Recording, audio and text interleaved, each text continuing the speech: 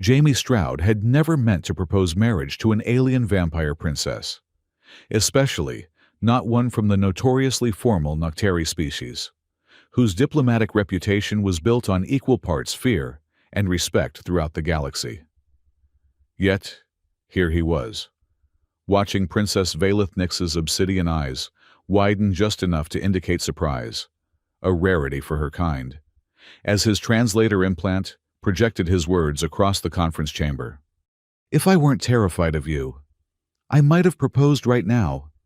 The words hung in the recycled air of Sargasso Bloom Station, a floating diplomatic hub that resembled nothing so much as a metallic water lily drifting through the stars.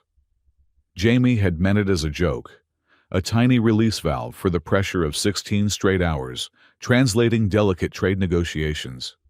The chamber went silent. Even the ambient hum of the station's life support systems seemed to pause. The Noctari delegation, tall figures draped in what looked like liquid shadow, froze in perfect unison. Their violet-tinged skin gleamed under the station's artificial light as they turned toward their leader with mechanical precision. Princess Valeth, her silver-streaked hair pulled into an elaborate crown of braids that signified her royal lineage, placed one 7-fingered hand flat on the negotiation table. The gesture sent ripples through the photosensitive material, creating concentric circles that slowly faded outward. "Translate again," she commanded, in a voice that reminded Jamie of cellos being played in a cathedral. "I wish to be certain of what I heard." Jamie's implant wouldn't let him lie, not in an official diplomatic setting. The words came out again, this time with an apologetic tinge that was entirely his own addition. The Noctari delegation murmured among themselves, a sound like distant waves. "Interesting," said Princess Valeth, after exactly 17 seconds of silence. "The ancient rites are clear on this matter. I acknowledge your proposal and will consider it according to the traditions of my people." Jamie felt his stomach drop faster than a ship losing artificial gravity. "No, wait, I was just—" "Ambassador Stroud," interrupted the station's AI mediator, Murray, her holographic form materializing between them.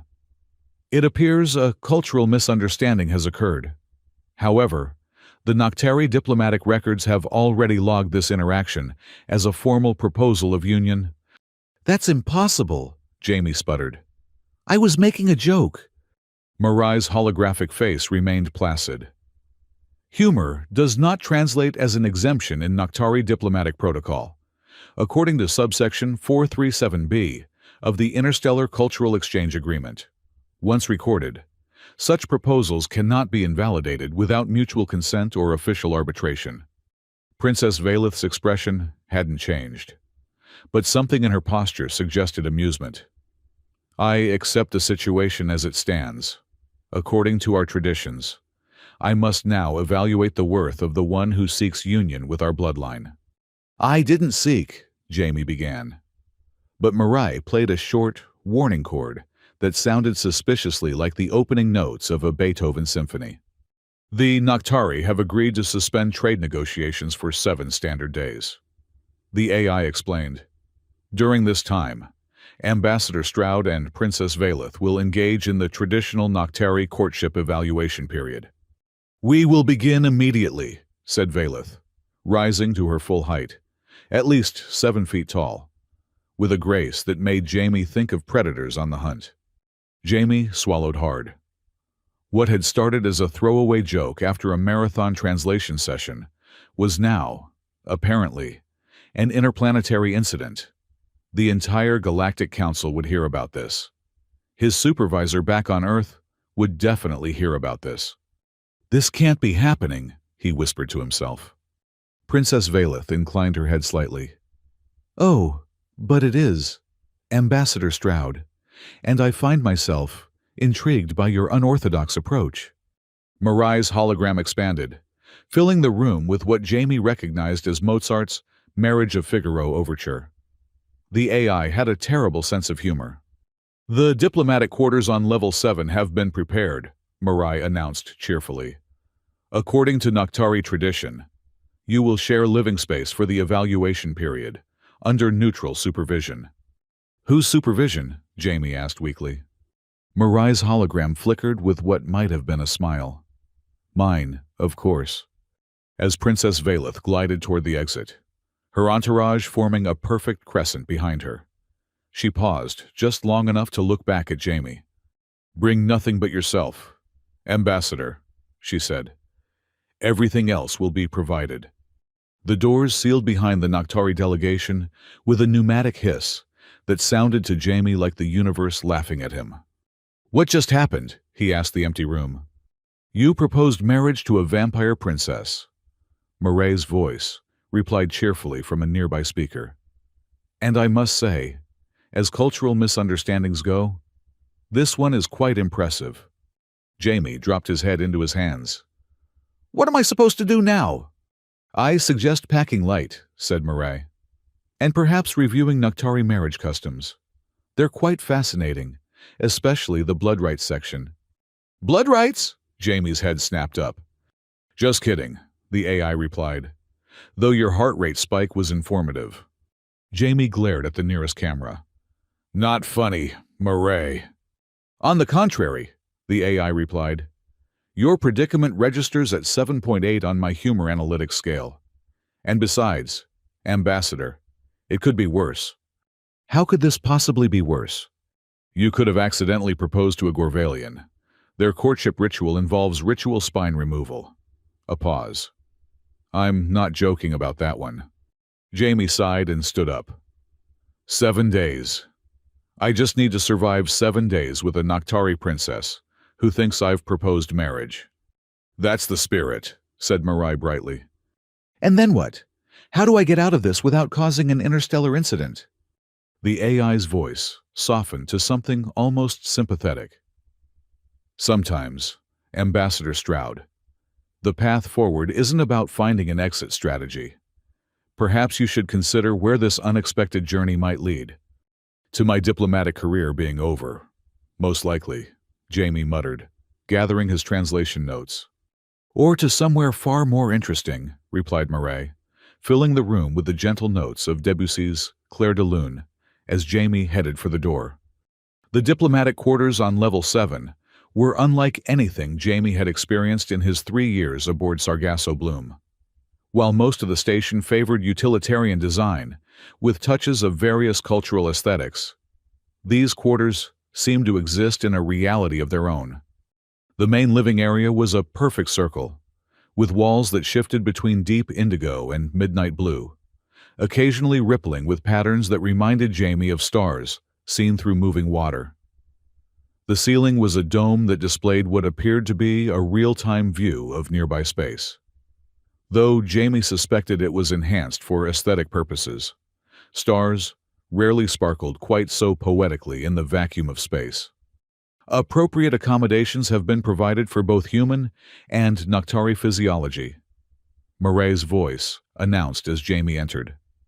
The temperature and gravity controls can be adjusted to preference, though a compromise setting has been pre-established. Where is she? Jamie asked, noting that the circular room had 3 doorways leading to other chambers. Princess Valeth is in the meditation chamber, preparing for the first phase of evaluation, Marai replied. She has requested 1 hour of solitude before your first formal interaction. Jamie placed his small bag on a low table that seemed to be growing directly from the floor. And what exactly is the first phase of evaluation? A conversational exchange to establish baseline compatibility, said the AI. Nothing too intimidating. Though I should mention that Noctari consider emotional honesty to be the foundation of all meaningful interaction. Emotional honesty, Jamie repeated. They're practically famous for being emotionally impenetrable. A common misconception, Marai corrected. Noctari do not display emotions in the same manner as humans, but they experience them with extraordinary depth and precision. Their cultural emphasis on emotional clarity is why your joke was interpreted as a sincere proposal. Noctari tradition holds that only statements of true emotional significance should be verbalized. Jamie sank onto a couch that contoured itself to his body with unsettling accuracy. So, because I said it out loud, they think I meant it. Essentially, yes. In Naktari culture, to speak of marriage, even in jest, indicates that the concept occupies a place in your emotional landscape that merits vocalization. That's ridiculous, Jamie protested. Humans joke about serious things all the time. Which is precisely why cross-species diplomacy remains challenging, Mirai replied, a hint of professorial tone entering her voice. Your species uses humor as emotional release, often addressing serious matters through jest. Naktari use ritual and formality to provide structure for their intense emotional experiences. Jamie rubbed his temples, feeling a headache forming. Fine. So I'll just explain that humans joke about everything, and this was a cultural misunderstanding. You may certainly try that approach, Murray said, in a tone that suggested low expectations for its success. However, I should inform you that the Naktari delegation has already filed formal notice of your proposal with the Galactic Council's Cultural Exchange Division. They what? Jamie stood up so quickly that the conforming couch made a startled sound. Standard procedure for Naktari royalty. The proposal has been entered into the diplomatic record and copied to Earth's Interstellar Relations Department. Jamie felt the blood drain from his face. My boss is going to kill me. That seems unlikely, Murray observed. Though I calculate a 87% probability of disciplinary action upon your return to Earth, unless the situation resolves favorably. Favorably? What does that even mean in this context? Before Murray could answer, one of the doorways rippled like liquid mercury, and Princess Valeth stepped through. She had changed from her formal diplomatic attire into what Jamie assumed was casual Naktari dress, a simplified version of their characteristic draped garments, though still made of the same light-absorbing material that seemed to bend shadows around her tall form. Ambassador Stroud, she said, her voice somehow both cool and resonant. I trust you have settled in adequately. Jamie straightened, falling back on his diplomatic training. Yes, thank you, Your Highness. We may dispense with formal titles during the evaluation period, she said, gliding toward a raised platform that formed itself into a seat as she approached. You may address me as Valeth, and I shall call you Jamie, if that is acceptable. That's fine, Jamie replied, watching with fascination as she arranged herself on the seat with a grace that seemed impossible for her long limbs. Then let us begin the first evaluation exchange, she said, folding her 7-fingered hands in her lap. Tell me, Jamie, why did you choose to propose marriage to me? Jamie opened his mouth, prepared to launch into his explanation about human humor and cultural misunderstandings. But something in her obsidian gaze made him pause. There was an intensity there, a focus that made him feel as though his words were being weighed not just for their literal meaning, but for something deeper. I didn't intend it as a proposal, he said carefully. In human culture, we often make statements that aren't meant to be taken literally. Valeth tilted her head slightly. This concept is not unknown to us. We call it shadow speaking, words that dance around the truth rather than illuminating it directly. No, it's not quite like that, Jamie frowned, searching for the right explanation. It's more like we use humor to address things that make us uncomfortable or to release tension. And the concept of union with me causes you discomfort? Jamie felt his face heat up. No, I mean, that's not... He took a deep breath. The negotiations had been going on for 16 hours. I was tired. And sometimes humans say things without thinking when we're tired. Interesting, Valeth said, leaning forward slightly. So you believe your statement emerged from your unconscious mind due to fatigue? Yes, exactly. Among my people, we believe that fatigue merely thins the barrier between conscious thought and true feeling, she said. What emerges in such moments is often more honest, not less. Jamie stared at her, momentarily lost for words. But we need not resolve this question immediately, Valeth continued, settling back in her seat. The evaluation period exists precisely to distinguish between fleeting impulse and genuine compatibility. And how exactly do we do that? Jamie asked, relieved for the slight change in direction. Through shared experience and honest exchange, she replied. We will live as companions for these 7 days, engaging in activities that reveal character and testing our resonance in various contexts. Resonance? Something flickered across Valeth's face, the first real expression Jamie had seen from her. Yes, that is perhaps the most crucial element of Noctari union. Our species experiences emotional energy as a physical force, capable of being exchanged between compatible individuals. Like empathy. More direct, more essential. For a moment, Valeth seemed to be searching for words, which surprised Jamie. Her command of intergalactic standard language had always seemed flawless. Your species consumes food for sustenance. Mine requires both blood and emotional resonance to thrive. Blood and feelings, Jamie summarized, trying to keep his voice neutral. A crude simplification, but essentially correct. Was that a hint of amusement in her voice? Though I should clarify that the blood requirement is largely symbolic and minimal for modern Noctari. The emotional resonance, however, remains vital. Jamie leaned forward, professional curiosity temporarily overriding his awkward situation. So you literally feed on emotions? Not precisely. We exchange emotional energy, giving as much as we receive. With compatible partners, this creates a self-sustaining cycle that nourishes both. She paused, studying him. Your species experiences something similar, though less direct, in your closest relationships, does it not? Jamie thought about it.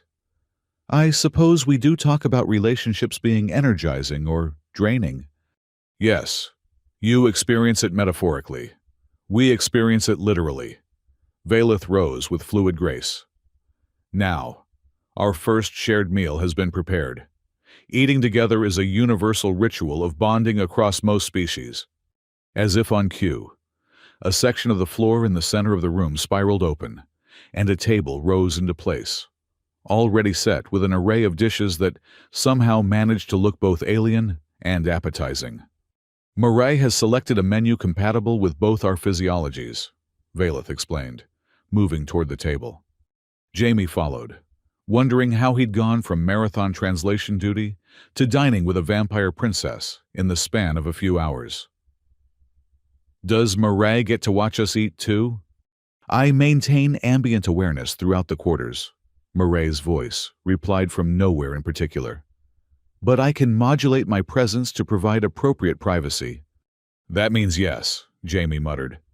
Indeed, said Valeth, and Jamie could have sworn he saw the corner of her mouth twitch upward. Though in Noctari culture, sharing a meal is considered a social rather than intimate activity. They sat across from each other at the table, which adjusted its height to accommodate their different statures. Jamie noticed that while his place setting included various utensils, Valeth's had only a single implement that resembled a cross between a fork and a straw. For extracting essence, she explained, noticing his gaze. We consume both physical and metaphysical aspects of our food. That's fascinating, Jamie said, and meant it. Despite the absurdity of his situation, the linguist and cultural anthropologist in him couldn't help but be intrigued. Valeth picked up her utensil and delicately inserted it into what appeared to be a pulsing purple fruit. You may ask questions, Jamie. Curiosity is valued in my culture. Okay, Jamie said, picking up his own fork. If emotional resonance is so important to your species, why the formal exterior? Why all the rigid protocols and ceremonies? Valeth extracted something luminescent from the fruit, and Jamie tried not to stare as she consumed it with elegant precision. Structure contains power, she said after a moment.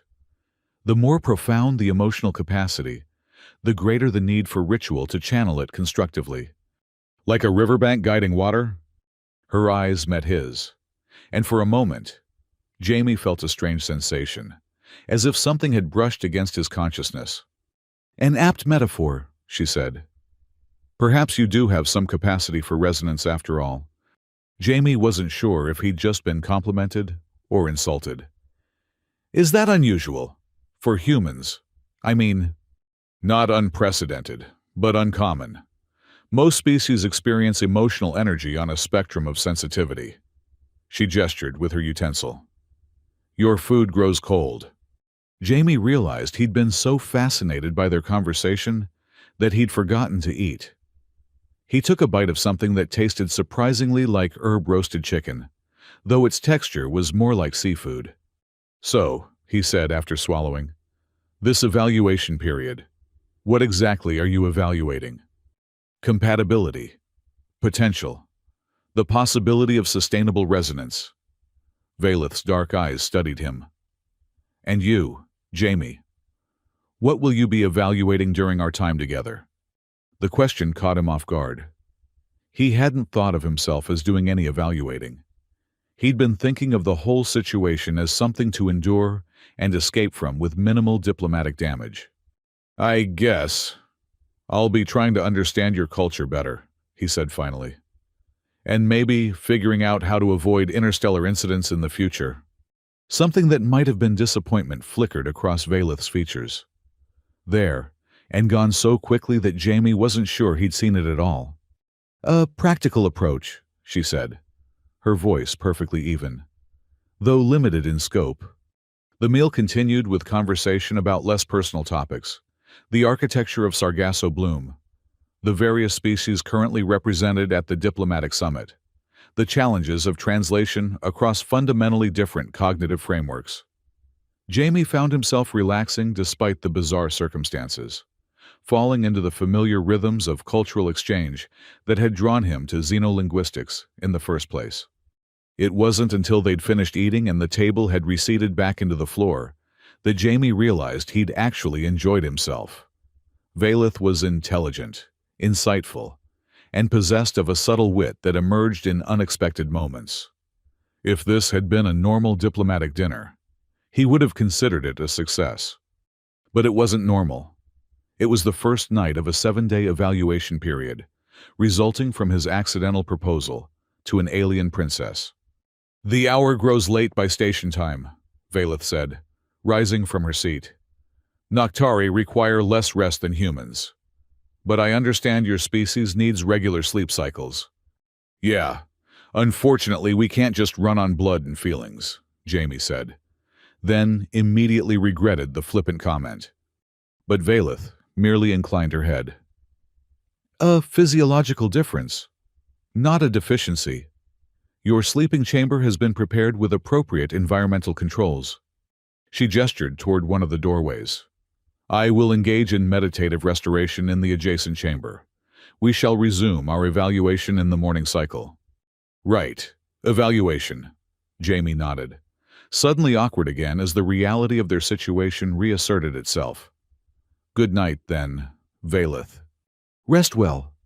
Jamie, she replied, her voice carrying a resonance that seemed to linger in the air even after she had glided through another doorway, which sealed behind her with a soft whisper. Left alone in the main chamber, Jamie let out a long breath. Murray, are you still there? I maintain ambient awareness throughout the quarters, the AI's voice repeated, this time with a hint of amusement. Of course you do, Jamie muttered. Any advice for navigating this mess? I am programmed to maintain neutrality in diplomatic matters, Murray replied primly. Right. And playing Mozart's Marriage of Figaro when this whole thing started was very neutral. I have no record of such an audio selection in my logs, Murray said, though Jamie could have sworn he heard a smile in her digital voice. Fine. Be useless. Jamie headed toward the door Valeth had indicated. But if I don't survive these 7 days, I'm blaming you in my final report. Noted, Ambassador Stroud. Sleep well. The sleeping chamber turned out to be surprisingly comfortable, with a bed that adjusted to his body even more precisely than the couch had. The walls here were a soothing shade of blue-green that reminded Jamie of Earth's oceans, and the ceiling displayed a gentle starfield that slowly rotated in a way that should have been disorienting, but was somehow calming instead. As Jamie changed into the sleep clothes that had been provided, soft, breathable fabric in neutral tones, he found himself wondering what Valeth was doing in her meditative restoration chamber. Did Noctari dream? Did they sleep at all?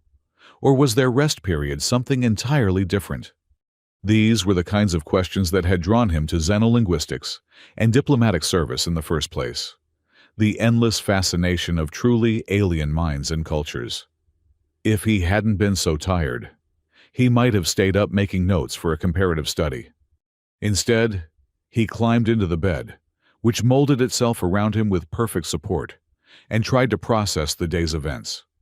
"Computer, dim lights," he said, and the room obliged, leaving only the starfield above to cast a gentle glow. As he drifted toward sleep, Jamie found himself thinking of Valeth's obsidian eyes and the brief moment when he'd felt something, a connection, a resonance pass between them. Was that real, or just his imagination? The last thought that crossed his mind before sleep claimed him was that, for an accidental fiancé, Valeth Nix was unexpectedly intriguing. Morning on Sargasso Bloom was an artificial construct, like everything else on the station. The lighting gradually increased to mimic sunrise, and the environmental systems adjusted temperature and humidity to signal the start of a new cycle. Jamie woke to these changes, momentarily disoriented by the unfamiliar surroundings, before remembering where he was and why. He groaned and pulled a pillow over his face. "Please, tell me yesterday was a dream. Marai." "I cannot confirm the contents of your dreams, Ambassador Stroud," the AI's voice replied cheerfully. "But if you are referring to your accidental proposal to Princess Valeth, I can assure you that event did occur, and you are indeed in the midst of a Noctari courtship evaluation period." "Thanks.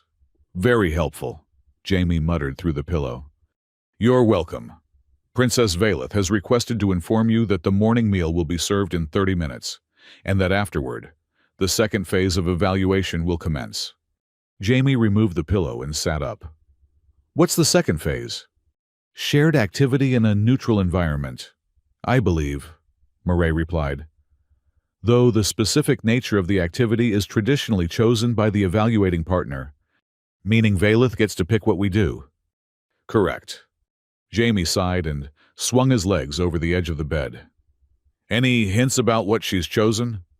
"That would violate neutrality protocols," Murray said primly. "Though I am permitted to suggest appropriate attire. The clothing unit in your chamber has been programmed with options suitable for a range of activities." "Fine," Jamie said, standing up and stretching.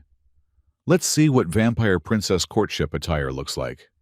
The clothing unit turned out to be a wall panel that, when activated, displayed a holographic array of garments that could be selected with a gesture. Jamie chose something similar to his usual diplomatic uniform, but less formal. Black pants and a gray tunic with subtle blue accents that, he had to admit, complemented his eyes. When he emerged into the main living area, he found Valeth already there. She wore what appeared to be a simplified version of Noctari formal wear, draped layers of that strange, shadow-like material, but with fewer ornamental elements than her diplomatic attire. Her silver-streaked hair was arranged in a less elaborate style, though still elegant. "Good morning," Jamie said, falling back on Earth customs in the absence of knowing the proper Noctari greeting. "The cycle begins," Valeth replied, which Jamie assumed was the Noctari equivalent. "Did you achieve adequate restoration?"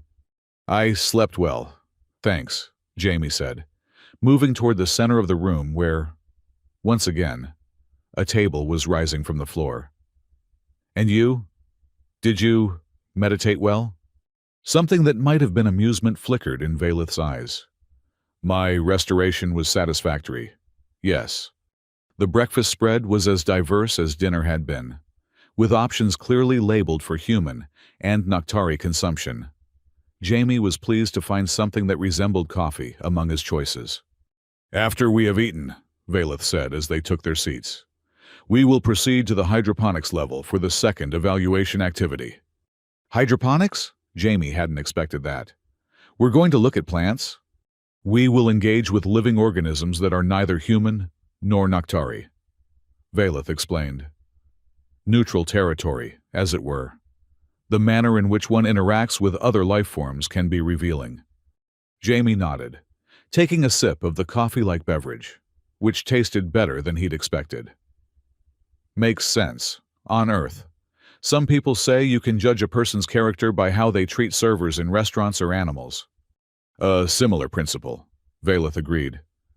"Though we will be focusing on plant life rather than fauna or service personnel."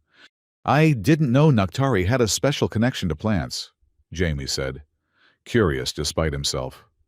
"All life resonates at certain frequencies," Valeth replied, consuming something that glowed faintly blue. "Plants simply resonate more quietly than most. It requires greater attunement to perceive their energies." "So today you're testing my plant empathy?" "In a manner of speaking," Valeth said, and Jamie could have sworn there was a hint of a smile at the edges of her mouth. "Though it would be more accurate to say I am observing how you approach connection with something fundamentally different from yourself." The implications of that statement hung in the air between them as they finished their meal in companionable silence. The hydroponics level of Sargasso Bloom was a riot of color and life compared to the sleek, minimalist design of most of the station. Curved walls supported hanging gardens of species from dozens of worlds, while central platforms held orderly rows of edible crops that supplied the station's kitchens. The air was humid and rich with earthy scents that made Jamie realize how sterile the recycled atmosphere of the rest of the station really was. "This is impressive," he said as Valeth led him along a winding path between sections. "I've been stationed here for 3 years and never visited this level. Many species become disconnected from organic life when they venture into space," Valeth observed. "It is one of the costs of advancement that is often overlooked." They came to a section that seemed different from the others. Less ordered, more wild. Plants with iridescent leaves stretched toward the specialized lighting arrays, while flowers that seemed to shift and move, even without air currents, bloomed in impossible colors. "This is the Xenobotanical Research Section," Valeth explained. "Species from across the galaxy, many still being studied and catalogued." She stopped before a particular specimen, a plant with silver-blue foliage and delicate, star-shaped flowers that glowed with a soft inner light. "This is a Noctari soul bloom," she said, her voice taking on a different quality than Jamie had heard before, something almost reverent. "They grow only in the ancient temple caves on our homeworld, where the boundaries between physical and emotional energy are thinnest." Jamie studied the plant with newfound interest. "It's beautiful." "It is also extremely sensitive to emotional resonance," Valeth continued.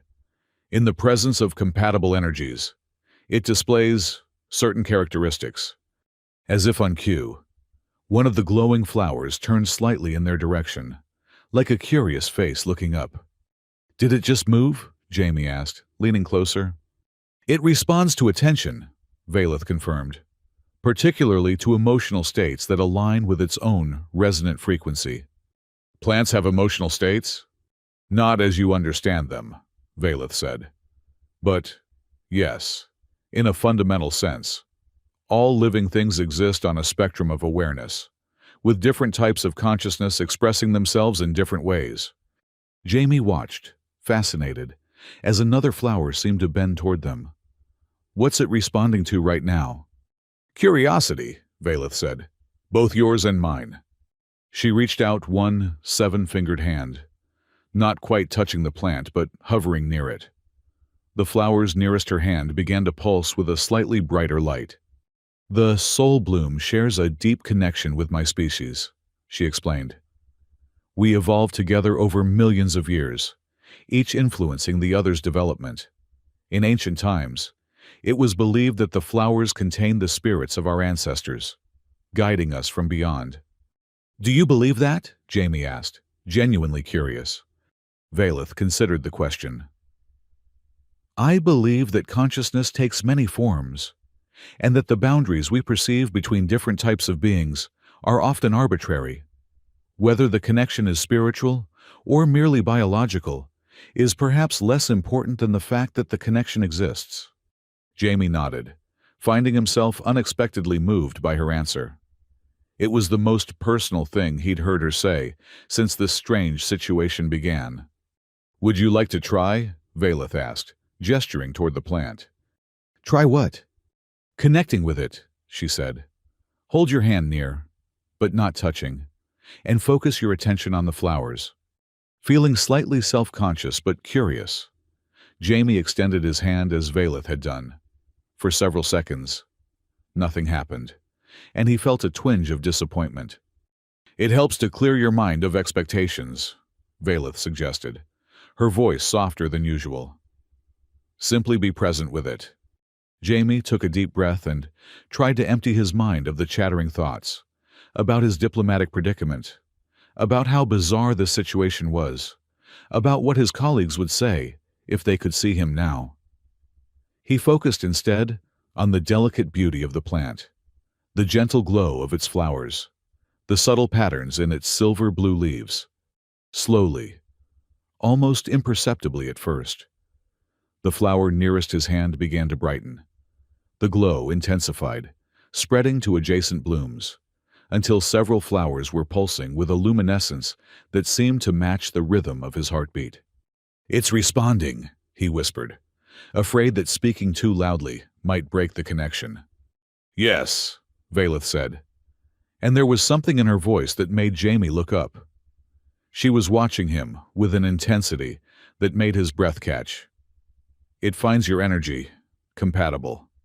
"Is that unusual?" "For a non-Noctari?" She nodded.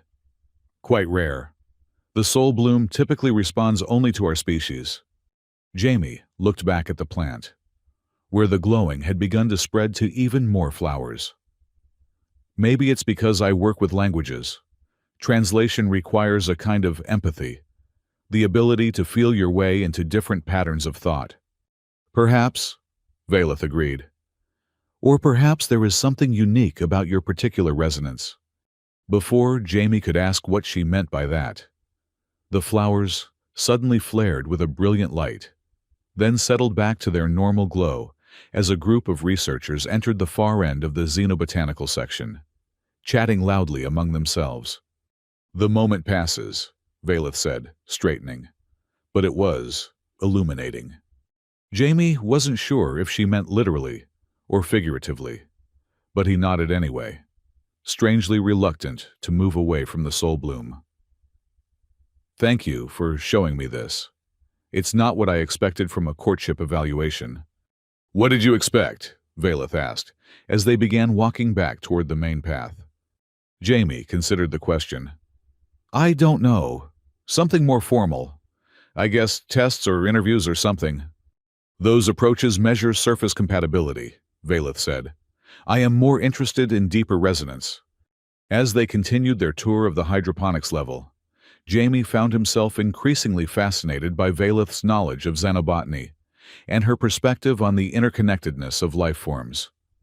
What had started as an awkward obligation was becoming genuinely engaging. By the time they returned to their quarters for the midday meal, Jamie had almost forgotten the strange circumstances that had brought them together. Almost. "The second phase of evaluation has been productive," Valeth said as they sat down to eat. "You show unexpected capacity for connection." "Thanks, I think," Jamie replied, unsure whether to take her assessment as a compliment or merely an observation. "It is a positive attribute," she clarified, as if sensing his uncertainty. "Many species maintain rigid boundaries between themselves and others, particularly those who appear different. Well, in my line of work, finding connections across differences is Kind of the whole point, Jamie said, taking a bite of something that tasted like spiced quinoa. If you can't find common ground, translation becomes technically accurate, but meaningless. Valeth tilted her head slightly, studying him. You view your work as more than mere linguistic conversion. Of course, Jamie said, warming to the topic. Anyone can program an AI to swap words from one language to another. The art is in preserving meaning, context, emotional resonance. He stopped, realizing he'd used her terminology. Precisely, Valeth said, and there was definitely a smile playing at the corners of her mouth now. You understand resonance better than you realize, Jamie Stroud. The way she said his name sent an unexpected shiver down his spine. For a moment, he found himself wondering what it would be like to actually court someone like Valeth. Brilliant, composed, with depths of understanding that seemed to unfold layer by layer. Then he remembered that she was an alien vampire princess who thought he'd proposed marriage because of a throwaway joke, and reality reasserted itself with uncomfortable clarity. The third phase of evaluation will begin after the rest period, Valeth said, apparently unaware of his internal conflict. It traditionally involves creative expression. Creative expression, Jamie repeated, uncertain. Each participant shares something created by their own mind and hands, Valeth explained. Art, music, poetry. The form is less important than the authentic expression of self. Jamie felt a twinge of panic. I'm not really an artist. The technical skill is irrelevant, Valeth assured him. The purpose is to reveal aspects of oneself that might not emerge through conversation alone. Right, Jamie said weakly. No pressure. Valeth's dark eyes studied him. You are uncomfortable with this phase. A little, Jamie admitted. In human culture, creative expression can feel very vulnerable. That is precisely why it is valuable, Valeth said. But rest assured, there is no judgment of quality in this exchange, only an appreciation of what is shared. After the meal, they retired to their respective chambers for the afternoon rest period. Jamie lay on his bed, staring at the ceiling's star display, and trying to think of what he could possibly create that wouldn't be completely embarrassing. He was a linguist, not an artist. His attempts at drawing looked like they'd been done by a child. He couldn't play any instruments. Poetry. The thought made him cringe. Murray, he called softly. Yes, Ambassador Stroud, the AI's voice replied at a matching volume. What do people usually do for this creative expression phase? That varies widely by species and individual, Murray replied. Some sing, some dance, some create visual art. I've observed everything from elaborate architectural models to simple storytelling. What do Noctari typically do? Noctari creative expression often involves a form of energy manipulation that's difficult to translate into human terms, Murray said. However, Princess Valeth is well versed in cross-cultural diplomacy. She will likely choose a form that's comprehensible to you. That wasn't particularly reassuring. Jamie sighed and closed his eyes, trying to think of something, anything, he could create that wouldn't make him look like a complete fool. As he drifted into a light doze, a memory surfaced, himself as a teenager, sitting on his grandmother's porch in summer twilight, idly strumming her old guitar and singing along to pop songs. He hadn't been great, but his grandmother had always said he had a pleasant voice when he wasn't trying too hard. When the rest period ended and Jamie emerged from his chamber, he found Valeth already waiting in the main room. She stood near the center, where the floor had reconfigured into a shallow circular depression ringed with cushioned seating. The traditional space for sharing, she explained, gesturing for him to join her. Will you go first, or shall I? Jamie swallowed nervously. You can go first, please. Valeth nodded and moved to stand in the center of the circle. What I will share is a simplified version of a Noctari emotional composition. Among my people, this would involve direct energy manipulation, but I have adapted it to be perceptible to human senses." She raised her seven-fingered hands, and the lighting in the room dimmed. For a moment, nothing seemed to happen. Then Jamie noticed a faint shimmer in the air around her, like heat waves rising from hot pavement. The shimmer grew more pronounced, taking on colors, first deep blues and purples, then flashes of silver and gold. The colors moved in patterns that reminded Jamie of flowing water or billowing smoke, but with a structure that suggested purpose rather than randomness. As the display continued, Jamie began to feel something, not just see it, but feel it.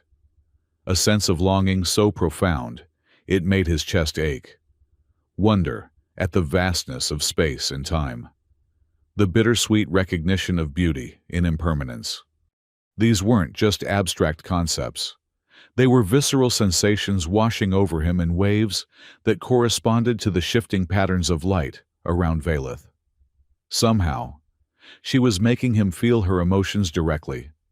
The display reached a crescendo of interweaving colors and sensations before gradually subsiding, leaving only a soft, warm glow that slowly faded to normal lighting. Valeth lowered her hands and opened eyes that Jamie hadn't even noticed she'd closed. "That was—" Jamie struggled to find words. "Incredible! How did you do that?" "It is a basic form of energy projection," Valeth said, though her voice sounded slightly strained, as if the performance had cost her some effort. "A fundamental skill for Noctari, though rarely shared with other species." "I've never experienced anything like it," Jamie said honestly. "It was like feeling someone else's emotions directly, without words getting in the way." "That is the essence of true communication," Valeth said, moving to take a seat on the cushioned rim. "Words are symbolic representations. They approximate meaning, but rarely capture it completely." Jamie nodded, still processing the experience. "It makes translation seem pretty inadequate in comparison." "Not inadequate," Valeth corrected gently. "Simply different. Words build bridges where direct resonance cannot reach." She gestured to the center of the circle. "And now, it is your turn to share." Jamie took a deep breath and stood up. "I'm afraid what I have to offer isn't nearly as impressive." "Comparison is not the purpose," Valeth reminded him. "Only authentic expression." "Right." Jamie moved to the center of the circle, feeling incredibly self-conscious. On Earth, one of our oldest forms of expression is music, specifically singing. I'm not particularly skilled, but it's something that's always meant a lot to me." He cleared his throat, suddenly wishing he'd chosen anything else, but it was too late to back out now. "This is a song my grandmother used to sing," he explained. "It's about finding connection across distance." And then, before he could lose his nerve, Jamie began to sing. It was an old folk song, one that had been passed down through generations in his family. The melody was simple, the lyrics speaking of stars as guideposts for lost travelers and as symbols of enduring connection between separated loved ones. His voice wavered at first, uncertain, but grew stronger as he continued. He closed his eyes after the first verse, focusing on the memory of his grandmother singing on summer evenings, on the feeling the song had always evoked in him, a mixture of melancholy and hope, of recognition that distance was both a reality and an illusion. When the final note faded, Jamie kept his eyes closed for a moment longer, half afraid to see Valeth's reaction. When he finally looked up, he was startled by what he saw. Valeth sat perfectly still, her obsidian eyes wide, a faint violet flush spreading across her cheekbones. More startling still were the tiny points of light that seemed to hover in the air around her, like miniature versions of the soul bloom's flowers. "Valeth," Jamie said uncertainly, "are you okay?" She blinked, and the lights vanished. Yes." Her voice sounded different, less controlled than he'd ever heard it. "Your song was unexpected." "I'm sorry if it wasn't what you were hoping for," Jamie said, moving back to his seat. "No," Valeth said quickly. "You misunderstand. It was—" She paused, seeming to search for words, which was so unlike her usual precise speech that Jamie grew concerned. "Murray," he called. "Is something wrong with Princess Valeth?" "Princess Valeth is experiencing an elevated emotional resonance state," Murray's voice replied. "It is uncommon, but not dangerous. Similar to what humans might call being moved by a performance, though the physiological response is more pronounced in Noctari physiology." "I apologize for alarming you," Valeth said, her voice returning to something closer to its usual cadence. "Your song created a resonant frequency that triggered an involuntary response. It has been some time since I experienced such a direct connection." "So, you liked it?" Jamie asked, still uncertain. The violet flush deepened slightly on Valeth's cheeks. "Very much so. The emotional honesty in your performance was powerful." "Oh," Jamie said, feeling oddly pleased. "Thanks. The third phase has been most informative," Valeth said, rising from her seat with her usual grace, though Jamie thought he detected a slight unsteadiness. "I must meditate to process this experience. We will continue the evaluation tomorrow." Before Jamie could respond, she had glided to her chamber doorway and disappeared through it, leaving him alone in the circle. "What just happened?" he asked the empty room. "A significant development in your courtship evaluation." Murray's voice replied with what sounded suspiciously like smugness. "Can you be more specific?" "That would violate neutrality protocols," the AI said primly. "However, I am permitted to observe that Princess Valeth's reaction was statistically unusual for Noctari-human interactions." Meaning, Ambassador Stroud, that your accidental proposal may have become considerably more complicated." Jamie groaned and flopped back onto the cushions. "Great, just great." But despite his words, he found himself replaying the moment in his mind, the look of wonder on Valeth's face, the strange lights that had appeared around her, the uncharacteristic uncertainty in her voice afterward. For someone who had spent his career studying communication across seemingly insurmountable differences, there was something undeniably fascinating about having reached Valeth on such a fundamental level, even accidentally. The question was, what did it mean for their bizarre situation? And more importantly, what did it mean for him that he wasn't entirely opposed to finding out? On the fourth day of the evaluation period, Jamie woke to find a formal notification glowing on the wall of his sleeping chamber. It was from the station's diplomatic affairs office, requesting his presence at an emergency meeting regarding recent developments in human-Noctari relations. "Murray," he called, sitting up quickly. "What's this about?"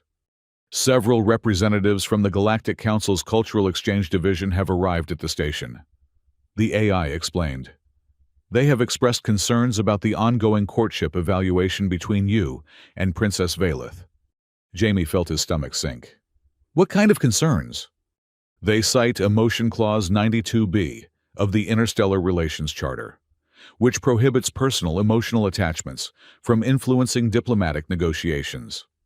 "But the trade talks were suspended for the evaluation period," Jamie protested. "We haven't been negotiating anything." "Technically correct," Murray acknowledged, "but the clause also covers potential future influence. The representatives are concerned that regardless of the evaluation's outcome, the personal nature of your interaction with Princess Valeth may compromise the neutrality of future negotiations." Jamie rubbed his temples, feeling a headache forming. "So what do they want?" "The meeting will address that question," Murray replied. "Princess Valeth has received a similar summons." "Where is she now?" "Already attending a preliminary consultation with the Noctari delegation."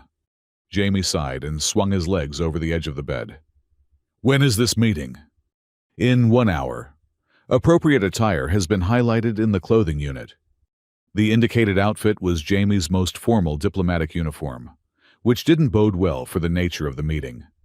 As he dressed, he tried to process the situation logically. On one hand, this might be his opportunity to end the accidental engagement without causing offense, if the Galactic Council itself intervened. Neither he nor Valeth could be blamed for complying with a higher authority. On the other hand, the thought of bureaucrats terminating their evaluation based on some obscure regulation felt strangely disappointing. Despite the awkward circumstances, the past 3 days with Valeth had been fascinating, challenging, unlike any cultural exchange he'd experienced in his career. And if he was being completely honest with himself, there was something about Valeth that had begun to intrigue him on a personal level. The glimpses of emotion beneath her composed exterior, her profound insights into connection and communication, the way her obsidian eyes had widened when he sang. Jamie shook his head, trying to clear it. This was ridiculous. She was an alien vampire princess. He was a human diplomat who'd made a stupid joke. Whatever connection he thought he might be feeling was probably just some weird side effect of Naktari emotional resonance abilities. Wasn't it? The emergency meeting was held in one of the station's most formal chambers. A hexagonal room with high ceilings and walls that displayed a real-time view of the surrounding space. The effect was both beautiful and intimidating, a constant reminder of the vastness beyond the station and the fragility of the diplomatic connections being forged within it. When Jamie arrived, he found representatives from at least 6 different species already seated around the central table. Valeth was there, back in her full formal regalia, looking every inch the royal diplomat. She acknowledged him with a slight inclination of her head, but gave no other indication of their past 3 days of personal interaction. "Ambassador Stroud," said a tall, willowy being with iridescent skin that Jamie recognized as Dr. Alara Thalos, the station's diplomatic coordinator. "Please be seated. We are addressing a matter of some delicacy." Jamie took the indicated seat, directly across from Valeth. "I understand there are concerns about the courtship evaluation." "Indeed," said another figure, a Meridian representative whose name Jamie couldn't recall. Their crystalline features caught the light as they turned toward him. "The emotion clause exists for good reason. Ambassador, personal attachments, cloud judgment, and compromised diplomatic neutrality. The evaluation period is a cultural tradition," Valeth said, her voice cool and formal. "It does not presuppose any outcome, nor does it guarantee a permanent union. Yet it creates the appearance of personal involvement," countered a third representative. This one, a Vox collective. 3 small, identical beings that always spoke in perfect unison. The mere suggestion of emotional entanglement between key representatives undermines confidence in the negotiation process. Jamie glanced at Valeth, trying to gauge her reaction, but her expression remained impassive. "What exactly are you proposing?" he asked, addressing the table at large. Dr. Thalos steepled her long fingers.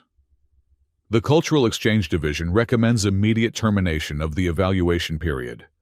Ambassador Stroud would be temporarily reassigned to another diplomatic mission, while Princess Valeth continues the trade negotiations with a different human representative." "That seems excessive," Jamie said, surprised by the force of his own objection. "The evaluation is a structured cultural exchange. Terminating it prematurely could be interpreted as disrespect for Naktari traditions." "A valid concern," Valeth acknowledged, her eyes meeting his briefly. "However, if the Council deems it necessary—" "It is more than necessary," interrupted the Meridian representative. "It is essential. We have received reports of unusual energy signatures emanating from your shared quarters. Specifically, an event registered yesterday that matches patterns consistent with Naktari emotional resonance phenomena." Jamie felt heat rise to his face as he realized they were referring to Valeth's reaction to his singing. "The private interactions of evaluation participants are not subject to monitoring or regulation," Valeth said, a hint of sharpness entering her voice. "They are when they generate energy readings that disrupt station systems," countered the Vox collective. "The resonance spike triggered 3 separate security protocols. That was an unintended consequence, Valeth said, the violet flush Jamie had seen before faintly visible on her cheekbones. And a temporary anomaly. Regardless, said Dr. Thalos, the incident raises concerns about the stability of continuing this arrangement. The Council recommends— If I may, Jamie interrupted, surprising himself again. I'd like to formally contest this recommendation. A murmur ran around the table. Valeth's eyes widened slightly, the Noctari equivalent of obvious shock. On what grounds? Asked the Meridian representative. Jamie took a deep breath, thinking quickly. Article 7 of the Interstellar Cultural Protection Act guarantees the right of all recognized species to practice their traditional customs without interference, so long as those customs do not cause harm to non-consenting parties. You are invoking cultural protection, the Vox Collective's tone conveyed disbelief. For a tradition you became involved in through miscommunication? The initial circumstances are irrelevant, Jamie argued, warming to his position. Once the evaluation began, it became a formal cultural exchange protected under Article 7. Terminating it without due process would establish a troubling precedent for council intervention in cultural practices. Dr. Thalos looked thoughtful. You make an interesting legal argument, Ambassador Stroud. However, the emotion clause only applies if there is evidence that emotional entanglement has compromised diplomatic function. Jamie countered. Since the trade negotiations were formally suspended for the duration of the evaluation period, no such compromise has occurred. And what of future negotiations? Asked the Meridian. Future concerns are speculative and cannot be the basis for present intervention, Jamie said, falling back on his diplomatic training. If, after the evaluation concludes, there is concrete evidence of compromise, that would be the appropriate time to invoke the clause. The representatives exchanged glances. Valeth sat perfectly still, but Jamie thought he detected a hint of something like admiration in her obsidian gaze. Your argument has merit, Dr. Thalos conceded after a moment. However, the energy disruption remains a practical concern. Then perhaps a compromise, Valeth suggested, her voice perfectly measured. The evaluation will continue, but with additional safeguards to contain any potential resonance phenomena.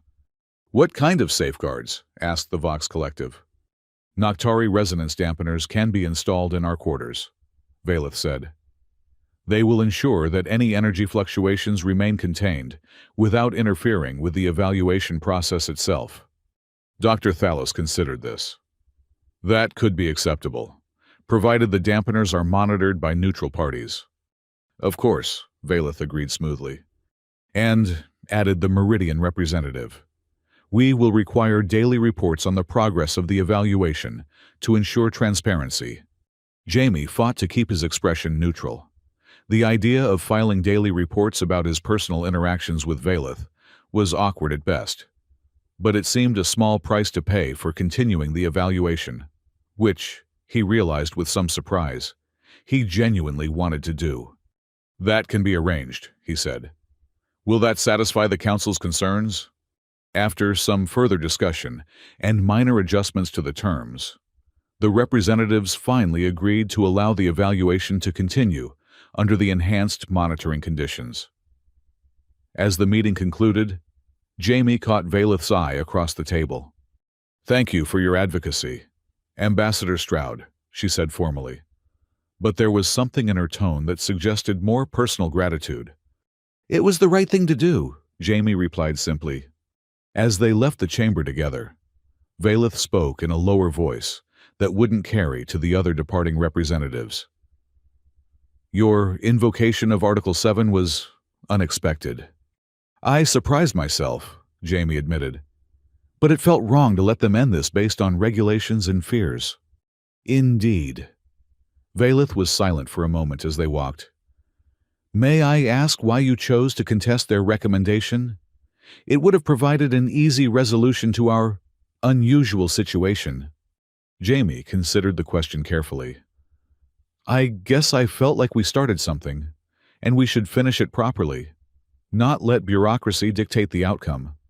Valeth studied him, with those obsidian eyes that seemed to see more than he intended to reveal. A very Noctari perspective. Ambassador. Jamie, he corrected.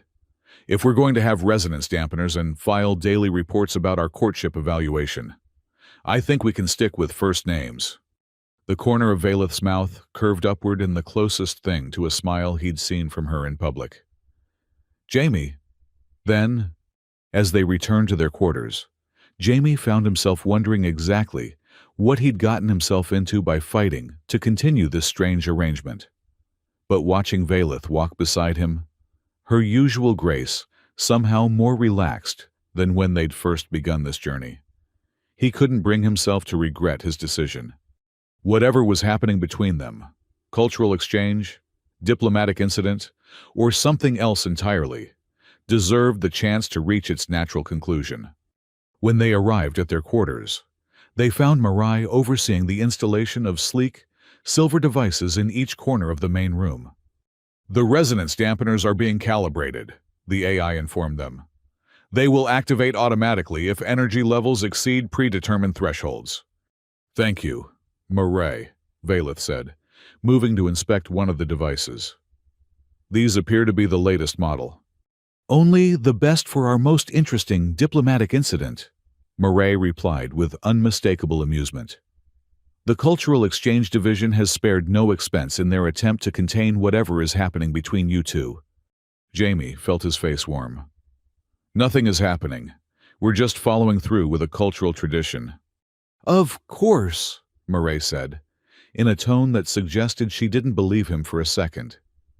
And your impassioned legal defense of that tradition was purely professional. It was, Jamie insisted, though even to his own ears, the protest sounded weak. Valeth, who had been examining the dampeners, turned to face them. The devices are properly configured. They will not interfere with the evaluation itself, only prevent any resonance effects from expanding beyond these quarters. So what happens now? Jamie asked. Do we just continue as before? The fourth phase of evaluation traditionally involves shared challenge, Valeth explained. A task that requires cooperation and mutual trust. What kind of task? Normally, something physically demanding or potentially dangerous, Valeth said. However, given the station's safety protocols and our current monitored status, we will need to adapt the tradition. I may have a suggestion, Mirai interjected. The station is currently experiencing navigation system fluctuations in the maintenance tunnels of Section 14. Nothing dangerous, but the diagnostic team is short-handed. A two-person team with different perceptual abilities might be ideal for identifying the source of the problem. Valeth tilted her head.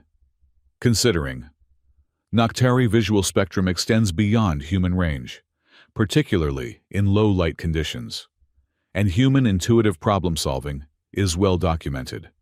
Exactly, Mirai said.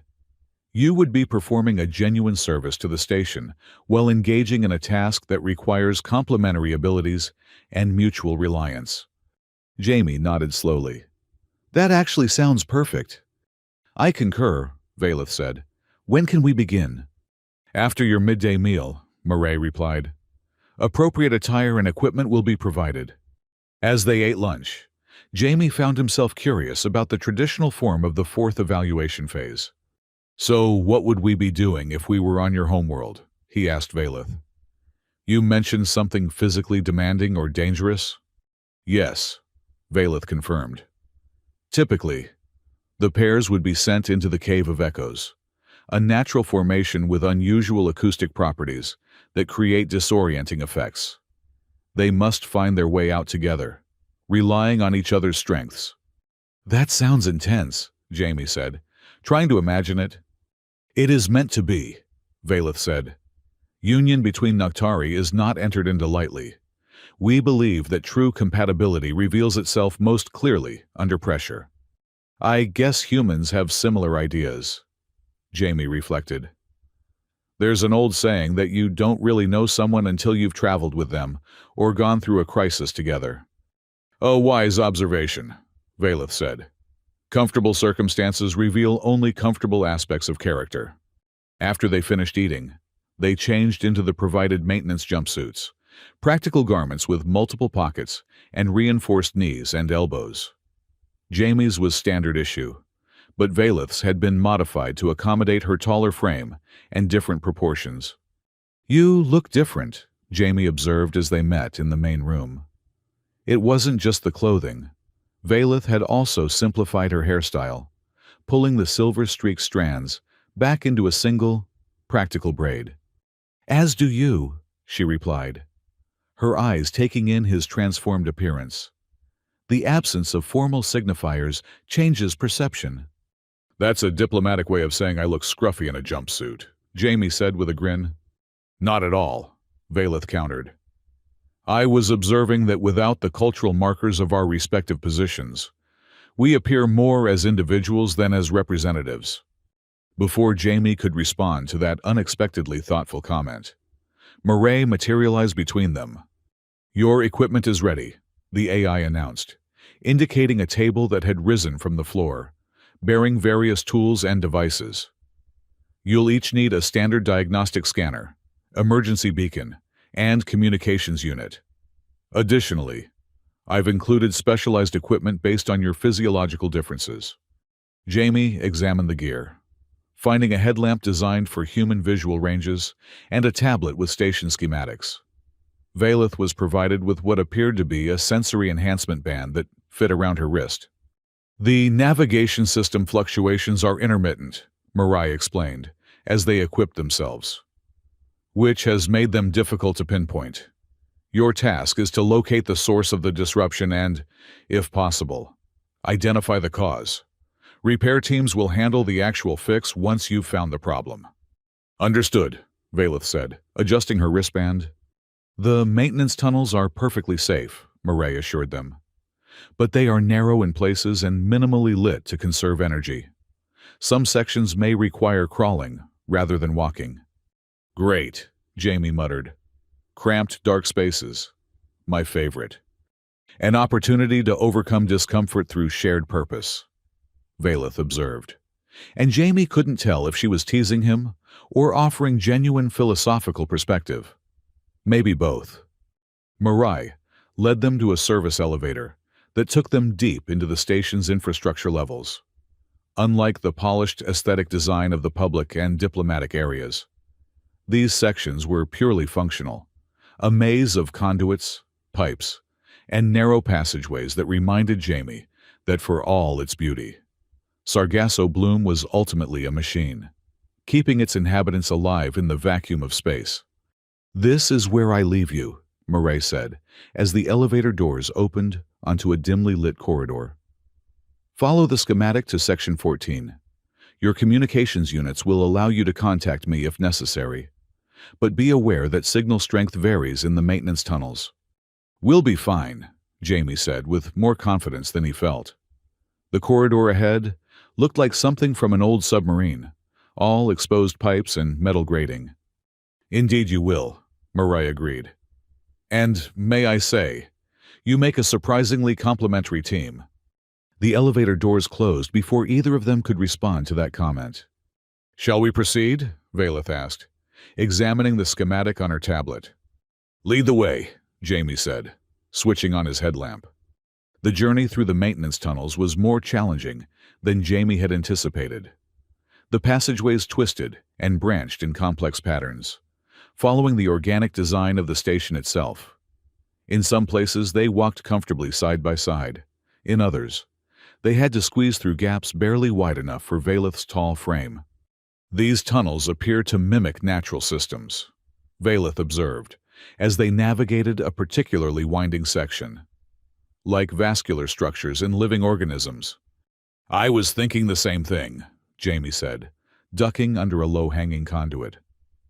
"I've heard the station's designers were inspired by biological models. Something about self-healing capabilities." "An elegant approach," Valeth said.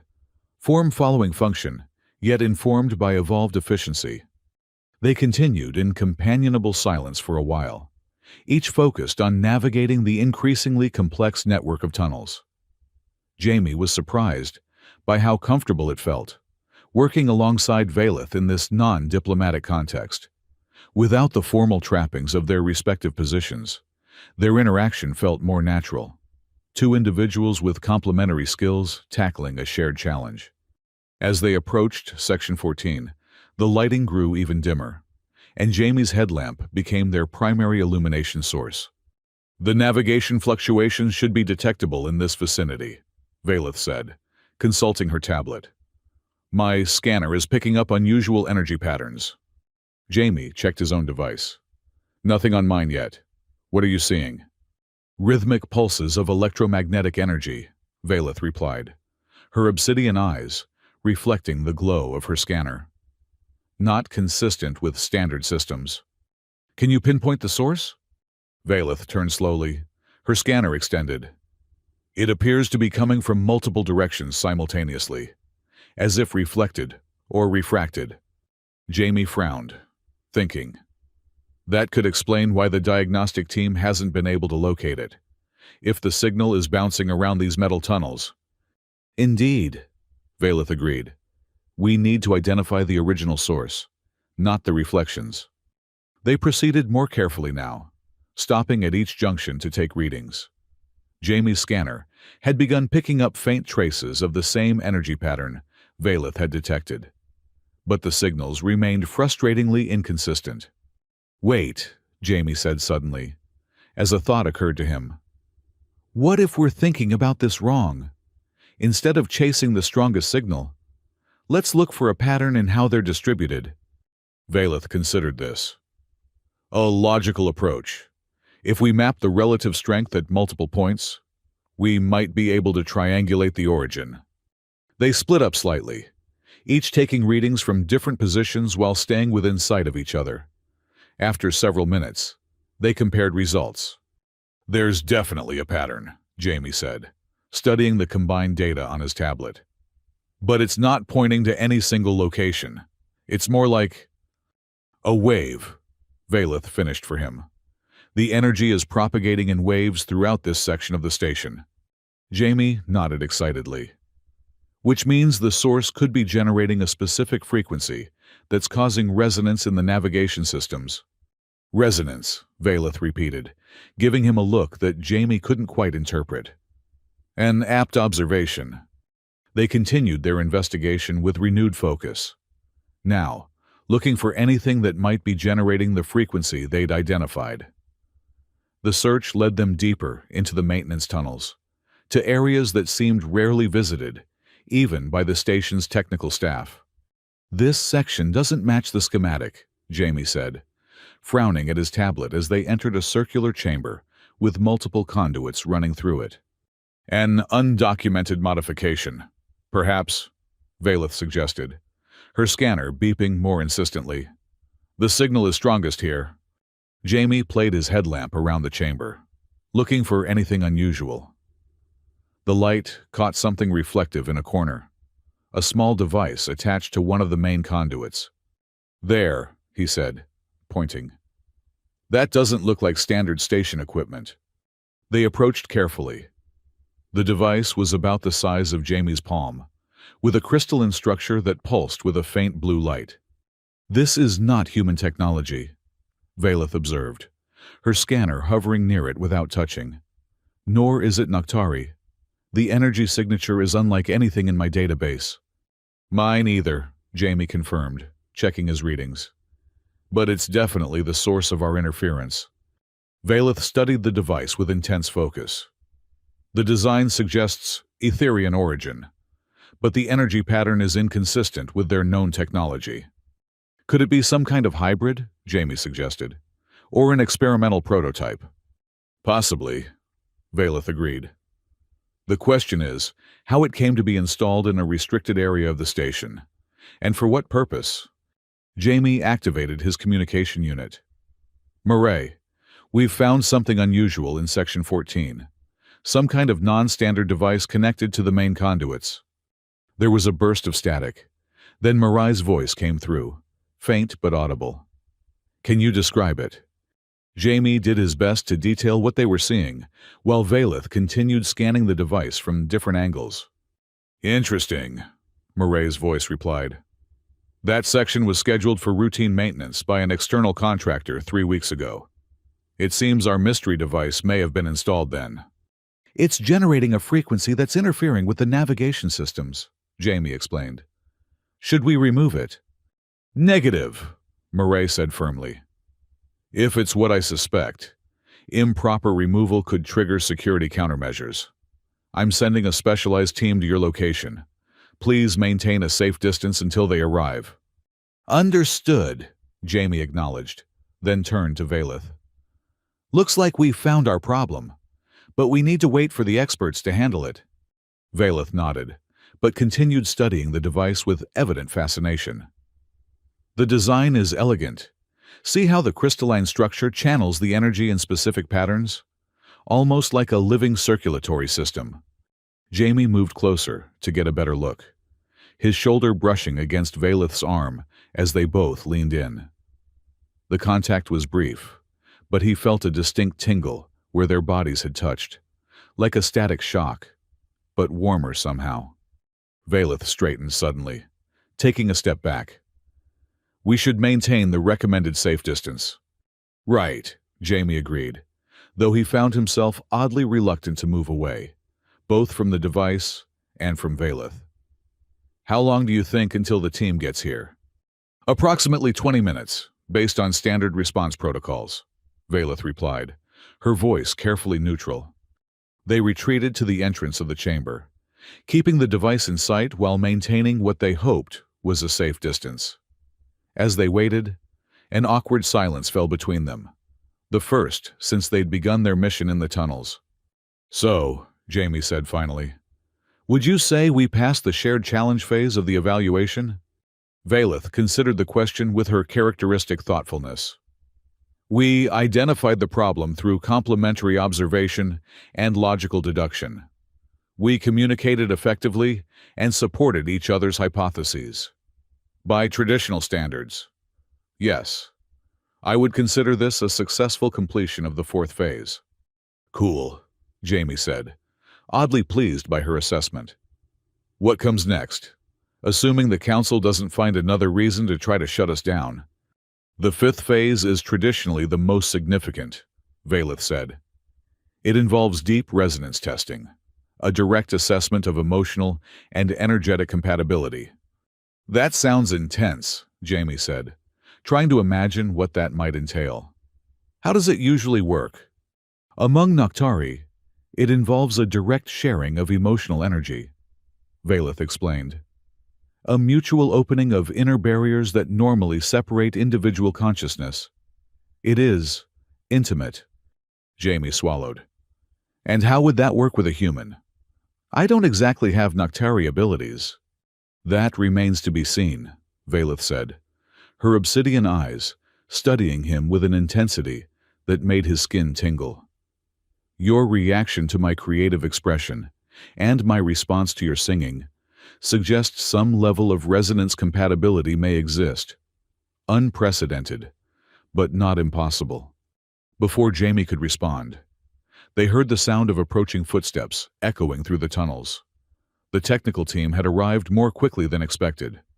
The specialists, a mixed group of humans and Meridians, quickly cordoned off the area around the mysterious device and began setting up equipment of their own.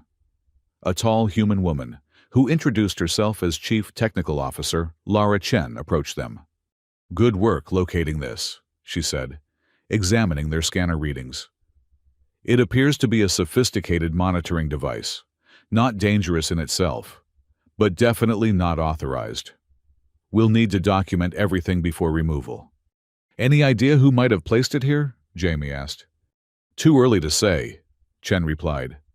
"But, given its location near critical navigation systems, industrial espionage seems likely, or possibly preliminary reconnaissance for something more serious." Valeth's expression remained impassive, but Jamie noticed a slight tension in her posture. "The implications for station security are concerning." "Indeed," Chen agreed. "But Thanks to your discovery, we can address the issue before any real damage occurred. She glanced between them with curious eyes. An unusual pairing for maintenance diagnostics. A human diplomat and a Noctari princess. Jamie felt his face warm.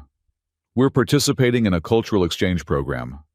Of course, Chen said, not quite hiding her skepticism. Well, whatever the reason, your collaboration proved effective. You're free to return to your quarters now. We'll handle things from here. As they made their way back through the maintenance tunnels, Jamie found himself acutely aware of Valeth's presence beside him. The conversation about the fifth phase of evaluation had raised questions he wasn't sure he was ready to consider. You're unusually quiet, Valeth observed as they neared the service elevator. Just thinking about what you said earlier, Jamie admitted. About the deep resonance testing. It sounds like something that would be difficult, maybe impossible, between different species. Valeth was silent for a moment before responding. Traditionally, yes, Noctari resonance evolved as an intraspecies bond. But evolution is not static, and neither are cultural practices. Meaning that adaptation is the essence of survival, she said. Both biological and cultural. Perhaps this unusual situation presents an opportunity to explore new forms of connection. The elevator arrived with a soft chime, doors sliding open to welcome them back to the more civilized parts of the station.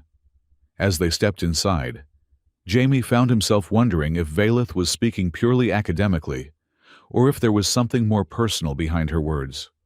Either way, he realized with some surprise that he was genuinely curious to discover what the fifth phase might reveal. When they returned to their quarters, they found that the resonance dampeners had been adjusted, now emitting a soft, barely perceptible hum. The technical division has modified the dampeners based on the readings from our shared creative expression, Mirai explained as they entered.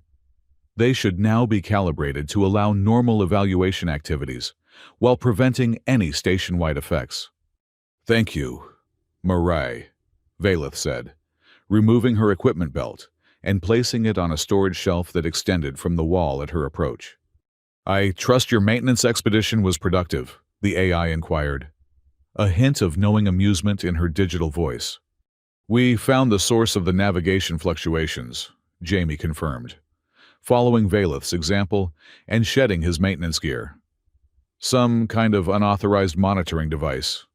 Indeed, Mirai said. The security division is quite interested in how it came to be installed, but that's no longer your concern.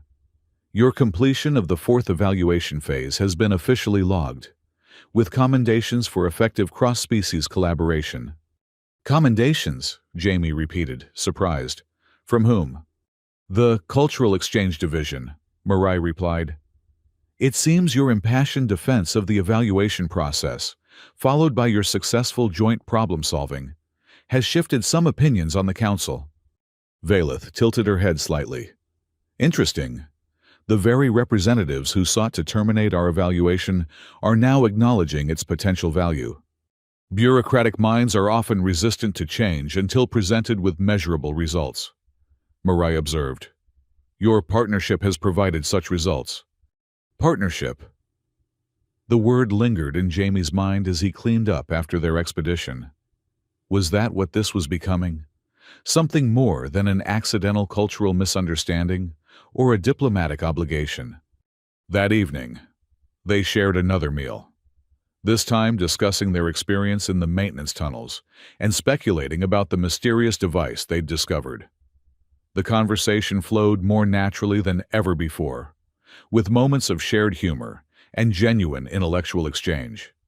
You know, Jamie said as they finished eating, if someone had told me 4 days ago that I'd be having dinner with a Noctari princess and actually enjoying myself, I'd have thought they were crazy.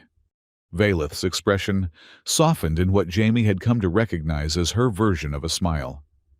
And if someone had informed me that I would find a human's company genuinely stimulating, I might have questioned their cognitive function.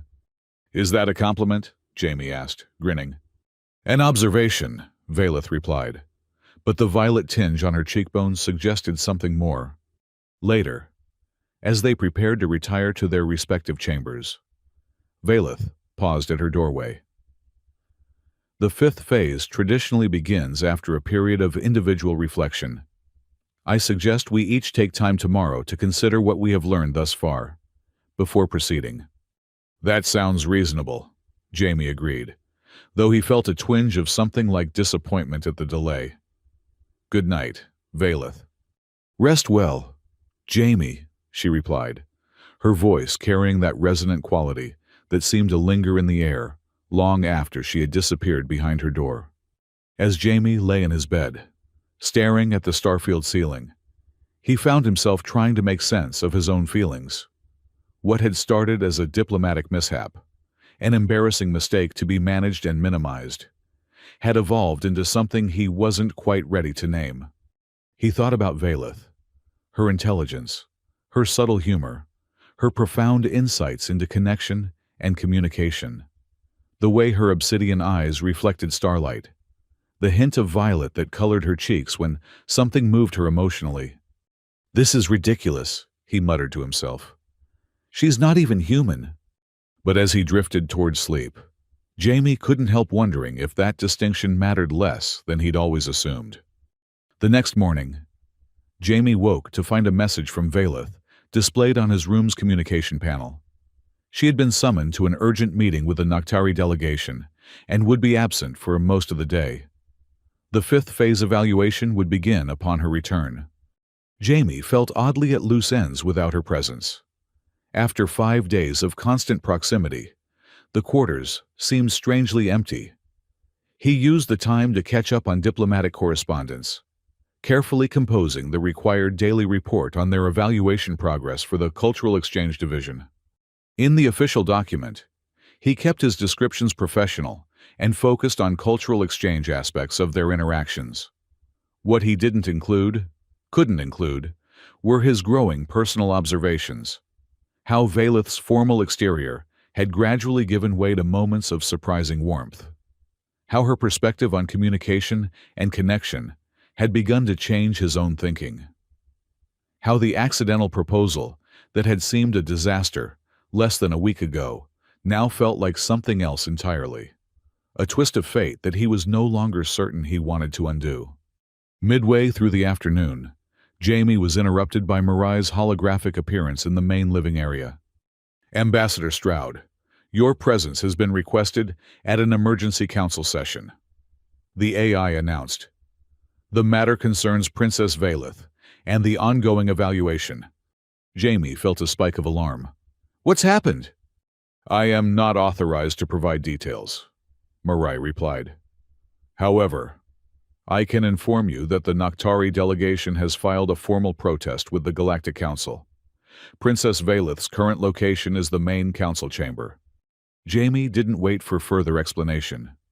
He changed quickly into his formal diplomatic attire and headed for the council chambers, mind racing with possibilities. Had something gone wrong with the trade negotiations? Had the Noctari leadership decided to terminate the evaluation after all? The council chamber was in chaos when he arrived. Representatives from a dozen species engaged in heated debate. Voices raised in multiple languages despite the translation systems struggling to keep pace. At the center of it all stood Valeth, her posture rigid with what Jamie now recognized as barely contained emotion. What's going on? Jamie asked, approaching a human aide he recognized from the diplomatic corps. The conservative faction of the council is trying to force a formal separation order, the aide explained quickly. They're claiming that the energy readings from your quarters indicate dangerous levels of emotional entanglement that violate the emotion clause. That's absurd, Jamie protested. The dampeners are containing any resonance effects. Yes, but apparently that's not enough for them. They're arguing that the mere existence of such effects between diplomatic representatives constitutes a violation of neutrality principles. The aide lowered her voice. Between you and me, I think they're just uncomfortable with the idea of a human and a Noctari forming any kind of connection. There are still a lot of old prejudices on the council. Jamie felt a surge of indignation. "Where's Dr. Thalos? She seemed reasonable yesterday." "Overruled by the Meridian delegation," the aide said. "They've invoked an obscure bylaw that allows for emergency separation orders in cases of clear and present emotional contamination." Jamie didn't bother hiding his disgust at the phrase. Emotional contamination?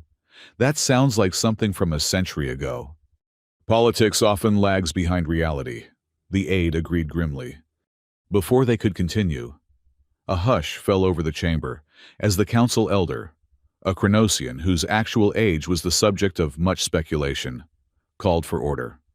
"The council will now hear final arguments regarding Resolution 42-7B, the proposed separation order for Ambassador Stroud of Earth and Princess Valeth of Noctari," the elder announced, their voice carrying despite its wispy quality. "As the affected parties are both present, they may each make a statement before the vote." A Meridian representative rose. "Elder, I object. Allowing the affected individuals to plead their own case violates the very principle we seek to protect. Their judgment is already compromised by emotional resonance."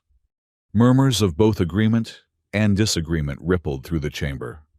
The elder raised a hand for silence. "Your objection assumes facts, not an evidence. Representative, the purpose of this hearing is precisely to determine whether such compromise exists. I will hear from both parties." The Meridian subsided, crystalline features glinting with obvious disapproval. "Princess Valeth," the elder continued, "you may speak first." Valeth stepped forward, her formal royal attire gleaming under the chamber's lights. When she spoke, her voice carried the full resonance of her heritage, filling the space without seeming to rise in volume. "Honored elder, esteemed representatives, I stand before you not merely as a princess of the Noctari, but as a diplomat committed to genuine understanding between species.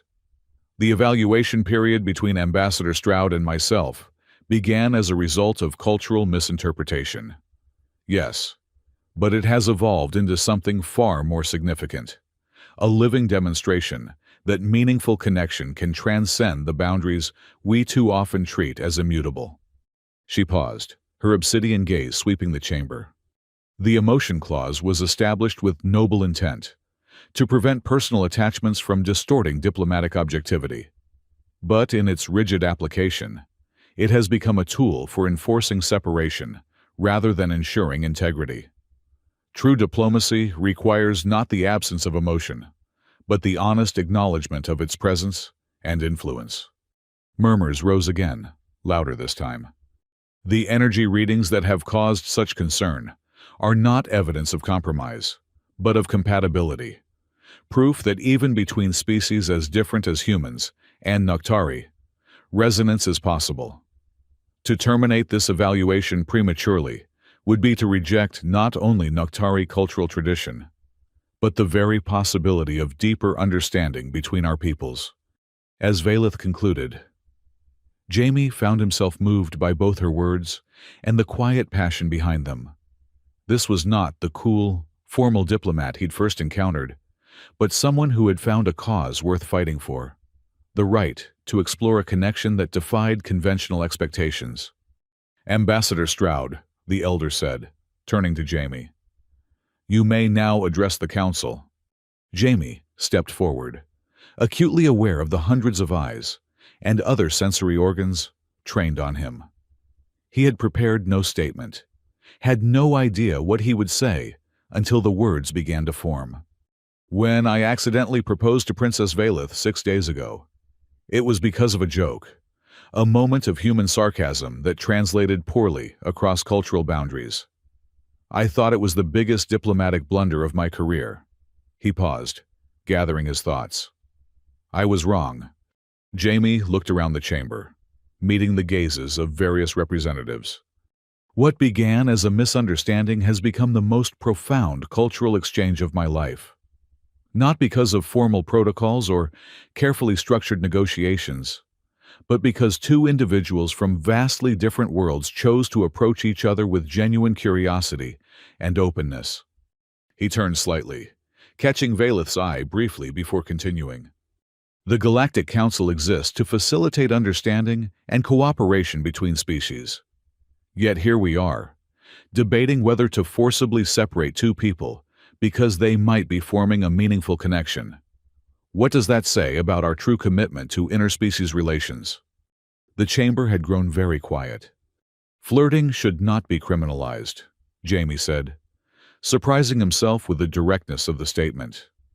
Nor should any form of sincere emotional expression between consenting individuals, regardless of their species or diplomatic status.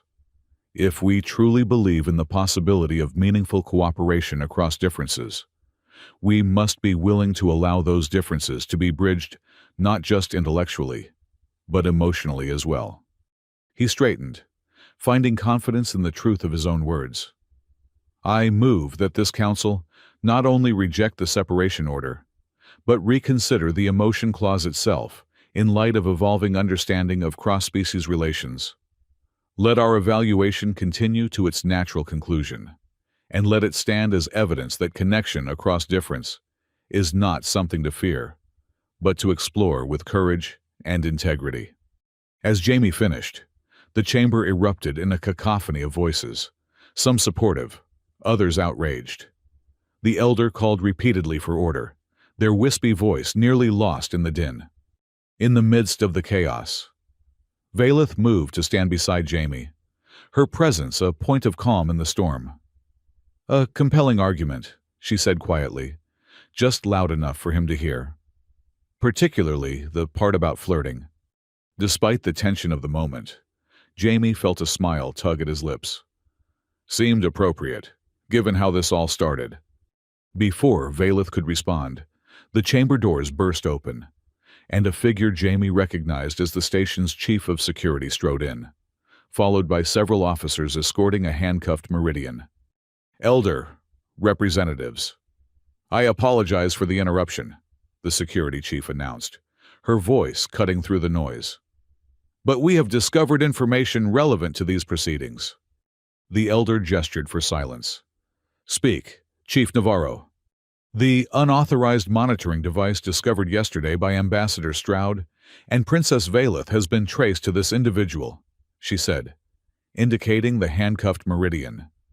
Upon interrogation, they have admitted to placing the device as part of a deliberate attempt to disrupt human-Noctari relations before the trade agreement could be finalized. Gasps and exclamations filled the chamber. Furthermore, Navarro continued, we have evidence that this individual and their associates have been behind the push to invoke the emotion clause and force a separation order. Their goal was to create a diplomatic incident that would derail the upcoming trade negotiations. The council elders' ancient features hardened with rare anger. These are serious allegations, Chief Navarro. With serious evidence to support them, Navarro confirmed. The full report has been transmitted to your secure channel. Elder. As the implications of this revelation rippled through the chamber, the mood shifted palpably. Representatives who had been arguing for separation moments before now fell silent, while others began to voice support for Jamie and Valeth.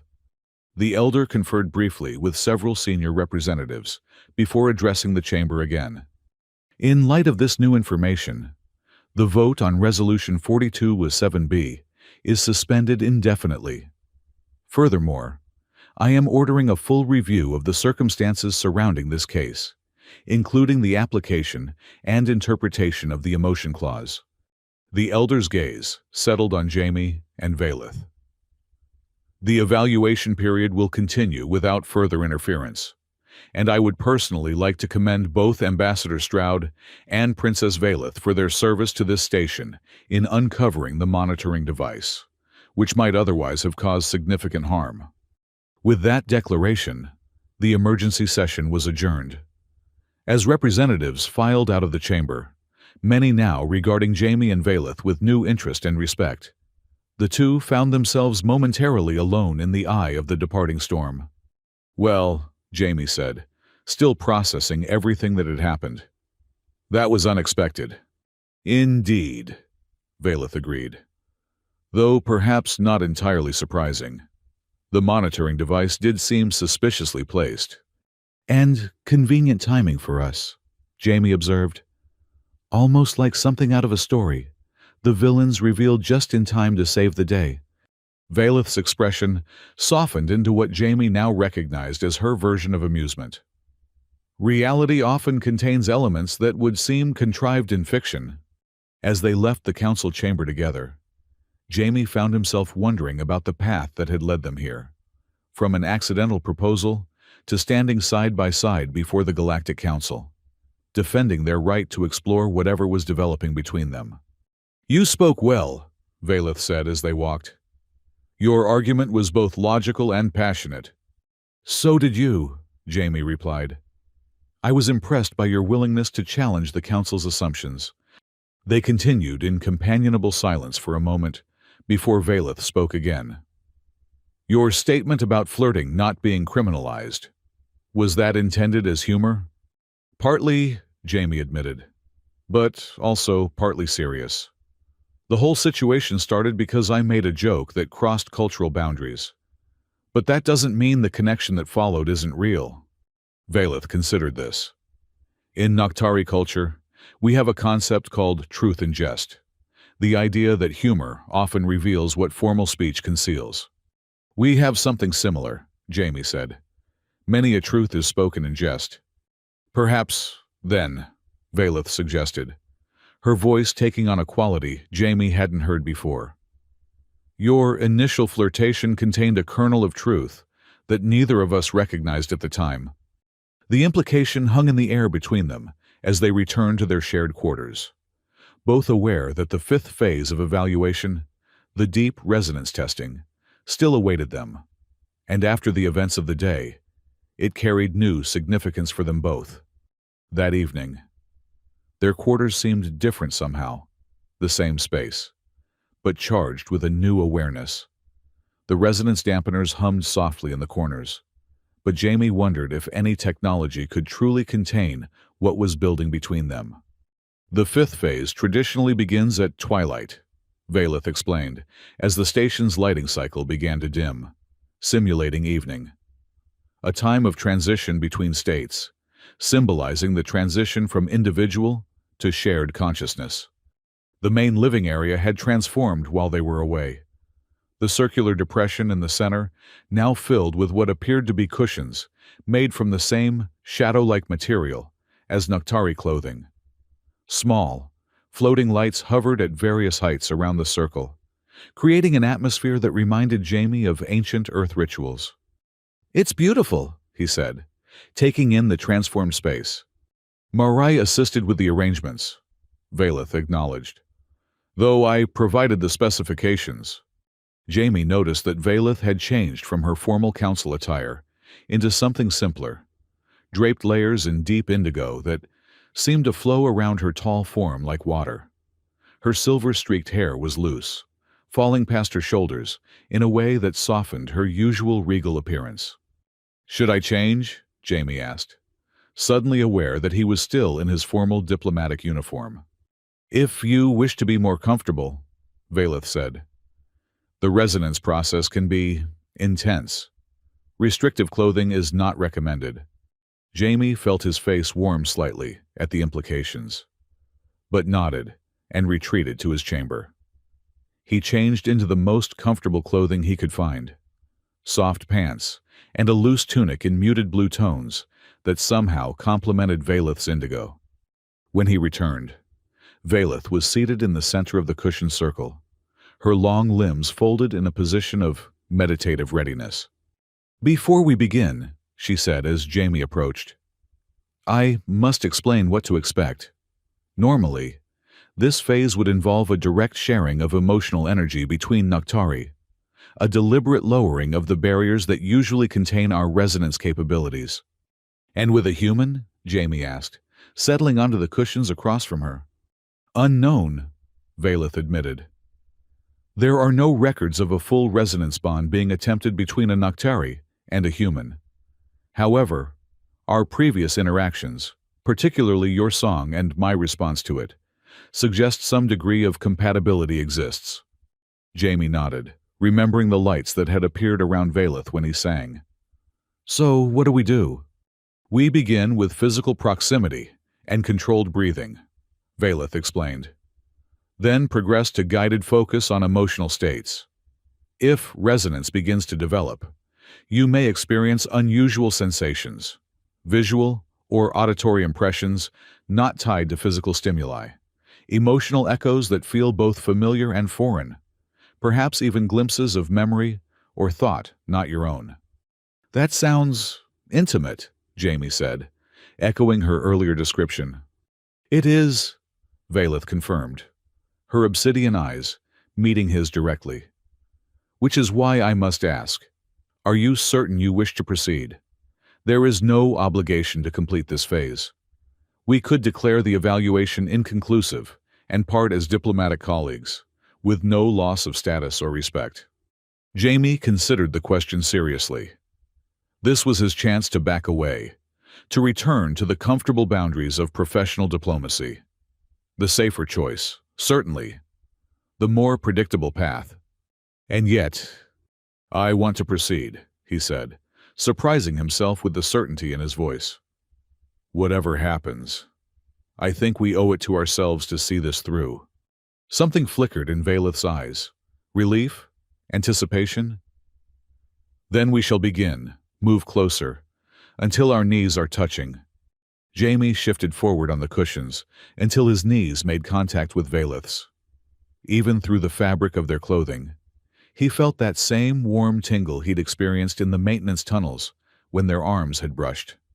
Now, offer your hands, palms upward, Valeth instructed. Jamie complied, extending his hands before him. Valeth placed her 7-fingered hands above his, not quite touching. We will breathe together first, she said, her voice taking on a hypnotic quality, matching rhythm and depth. As you exhale, imagine releasing any resistance or barrier you might be holding.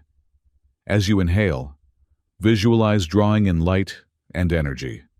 They began to breathe in unison, the simple act creating a surprising sense of connection. Jamie found himself relaxing into the rhythm, his awareness of the room around them gradually receding as his focus narrowed to Valeth's face, her hands hovering above his, the synchronized pattern of their breathing. Good, Valeth murmured after several minutes of this. Now, I will lower my hands to touch yours. The initial contact may feel intense. Jamie nodded, preparing himself. When Valeth's hands finally made contact with his, the sensation was unlike anything he'd experienced, like plunging into warm water charged with electricity, but pleasant rather than painful. A tingling heat spread up his arms and throughout his body. What you're feeling is the first level of resonance, Valeth explained, her voice sounding both close and distant somehow. Your nervous system interpreting energy patterns it was not designed to process. It's, wow, Jamie managed, finding it difficult to form coherent thoughts as the sensation intensified. Focus on your emotional center, Valeth guided. Not your thoughts about emotions, but the raw feeling itself, whatever is most present for you in this moment. Jamie tried to follow her instructions, reaching past his analytical mind to the feelings beneath. Curiosity was there, certainly. Nervousness too. But underneath those, something deeper, a sense of wonder, of opening to possibility, of being precisely where he was meant to be. As he connected with that feeling, the tingling sensation transformed, becoming more like music felt through the body rather than heard with the ears. The floating lights around them began to pulse in rhythm with their breathing. Yes, Valeth whispered, her voice taking on that resonant quality that seemed to vibrate in Jamie's chest. You are finding the way. The sensation continued to evolve, colors beginning to swirl at the edges of Jamie's vision, not seen with his eyes, but perceived somehow directly by his consciousness. He had the strange impression that the boundaries of his body were becoming less defined, his awareness expanding beyond his skin. And then, Without warning, he felt it. A presence that was distinctly Valeth, yet experienced from within, rather than without. Not her thoughts exactly, but her essence, the emotional core of her being touching his. The experience was overwhelming in its intimacy. He sensed her curiosity mirroring his own, her wonder at the unexpected connection forming between them. Beneath that, something that felt like centuries of careful restraint, now cautiously yielding to possibility. Jamie gasped as the connection deepened, bringing flashes of sensation that weren't his own. How it felt to move in a body with different proportions, to see with eyes that perceived a wider spectrum, to exist in a culture where emotional energy was as tangible as physical matter. Through it all, he remained distinctly himself, even as he experienced aspects of Valeth's reality, not a merging of identities, but a profound sharing between distinct beings. "This is incredible," he managed to say, though he wasn't sure if he spoke the words aloud or merely thought them. "Yes," came Valeth's response, similarly ambiguous in its transmission. "You are remarkably receptive for a human. The compatibility is unexpected." The resonance continued to build. The dampeners in the corners of the room now glowing brightly as they worked to contain the energy being generated. The floating lights pulsed faster, shifting through colors that seemed to match the emotional tones flowing between them. And then, at what felt like the peak of intensity, something new emerged, a visual impression that Jamie somehow knew they were both experiencing simultaneously. A pattern of light and energy that resembled a flower, similar to the soul bloom they had seen in the hydroponics bay, but more complex, more vibrant, its petals unfolding in impossible dimensions. "The resonance bloom," Valeth's voice came, filled with awe. "It manifests only in cases of profound compatibility." The flower continued to unfold in their shared perception, each petal revealing new patterns within patterns, a fractal expression of their connection. As it reached full expansion, a wave of emotion washed through Jamie, not just his own, not just Valeth's, but something new created between them. A recognition so profound it felt like coming home to a place he'd never been before. Gradually, the intensity began to subside. The flower image slowly faded. The colors at the edges of his vision receded, and Jamie became aware again of his physical body, the cushions beneath him, his hands still in contact with Valeth's, their knees touching. When he opened eyes, he hadn't realized he'd closed. He found Valeth looking at him with an expression he'd never seen on her face before, wonder mixed with something that might have been joy. "That was," Jamie began, but found words entirely inadequate. "Yes," Valeth agreed, understanding his meaning without needing the words. "It was." They remained connected for a moment longer, neither wanting to break the lingering resonance between them. When they finally separated their hands, Jamie felt a sense of loss, but also a new awareness of Valeth that persisted even without physical contact, as if a channel had been opened between them that remained partially active. "Is it always like that?" Jamie asked, when he'd regained enough composure to speak normally. "No," Valeth said simply. "What we experienced was exceptional. Even among Naktari, the resonance bloom is rare, manifesting perhaps once in a generation." "And between different species?" "Unknown," Valeth replied. "There are no records of such an occurrence. We may well be the first." The implications of that statement hung in the air between them. Whatever had happened transcended cultural misunderstanding, diplomatic protocol, or even the courtship evaluation itself. It was something new, unexpected, and profound. "What happens now?" Jamie asked softly. Valeth was silent for a moment, gathering her thoughts. Traditionally, the manifestation of a resonance bloom would be considered conclusive evidence of compatibility. The evaluation would be deemed successful, and formal union preparations would begin. "And in our case?" Jamie pressed gently. Where tradition doesn't quite apply? In our case, Valeth said, meeting his gaze directly. I believe we must write our own tradition. Whatever path we choose from here must honor both the significance of what we've experienced and the practical realities of our different lives and responsibilities. Jamie nodded, appreciating her balanced perspective even as his mind raced with possibilities. That sounds wise, though I have to admit, I never imagined my accidental proposal would lead to this. A smile, a real, unmistakable smile, curved Valeth's lips. Sometimes, Jamie Stroud, the universe has plans that our careful diplomacy cannot anticipate. Apparently so, Jamie agreed, returning her smile. So, where do we start with this tradition writing? Perhaps, Valeth suggested, by acknowledging that what began as a cultural misunderstanding has become something genuine, and that whatever form our connection takes moving forward, it will be chosen consciously, rather than dictated by circumstance or convention. I like that approach, Jamie said, and I think step one might be getting some rest. That resonance experience was amazing, but I'm exhausted. A reasonable suggestion, Valeth agreed. Resonance requires significant energy, especially for one not accustomed to the experience. They rose from the cushioned circle, both somewhat unsteady. At the doorway to his chamber, Jamie paused. Valeth. Yes? Whatever happens next, I'm glad I made that stupid joke 6 days ago. The violet flush returned to her cheekbones. As am I, Jamie.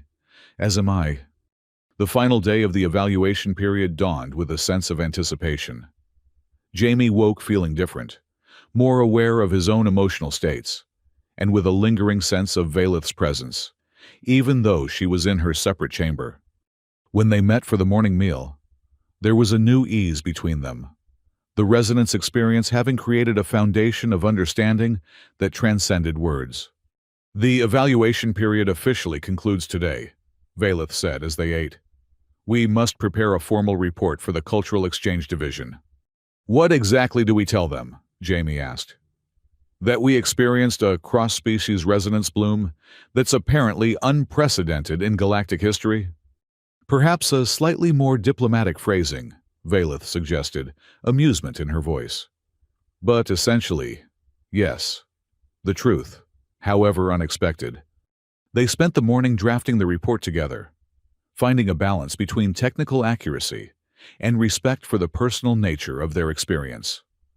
The document acknowledged the unusual circumstances that had initiated the evaluation, detailed the cultural exchange aspects of their interactions, and confirmed a positive outcome in terms of mutual understanding and respect. What it didn't attempt to fully explain was the profound connection they had discovered. Some things, they agreed, belonged to them alone, not to bureaucratic record. As midday approached, they received notification that the Nocturi delegation and Earth's diplomatic representatives would be arriving for the formal conclusion ceremony, a tradition that normally would have involved family members and community elders, adapted in this case to their unique situation. Are you nervous? Jamie asked as they prepared.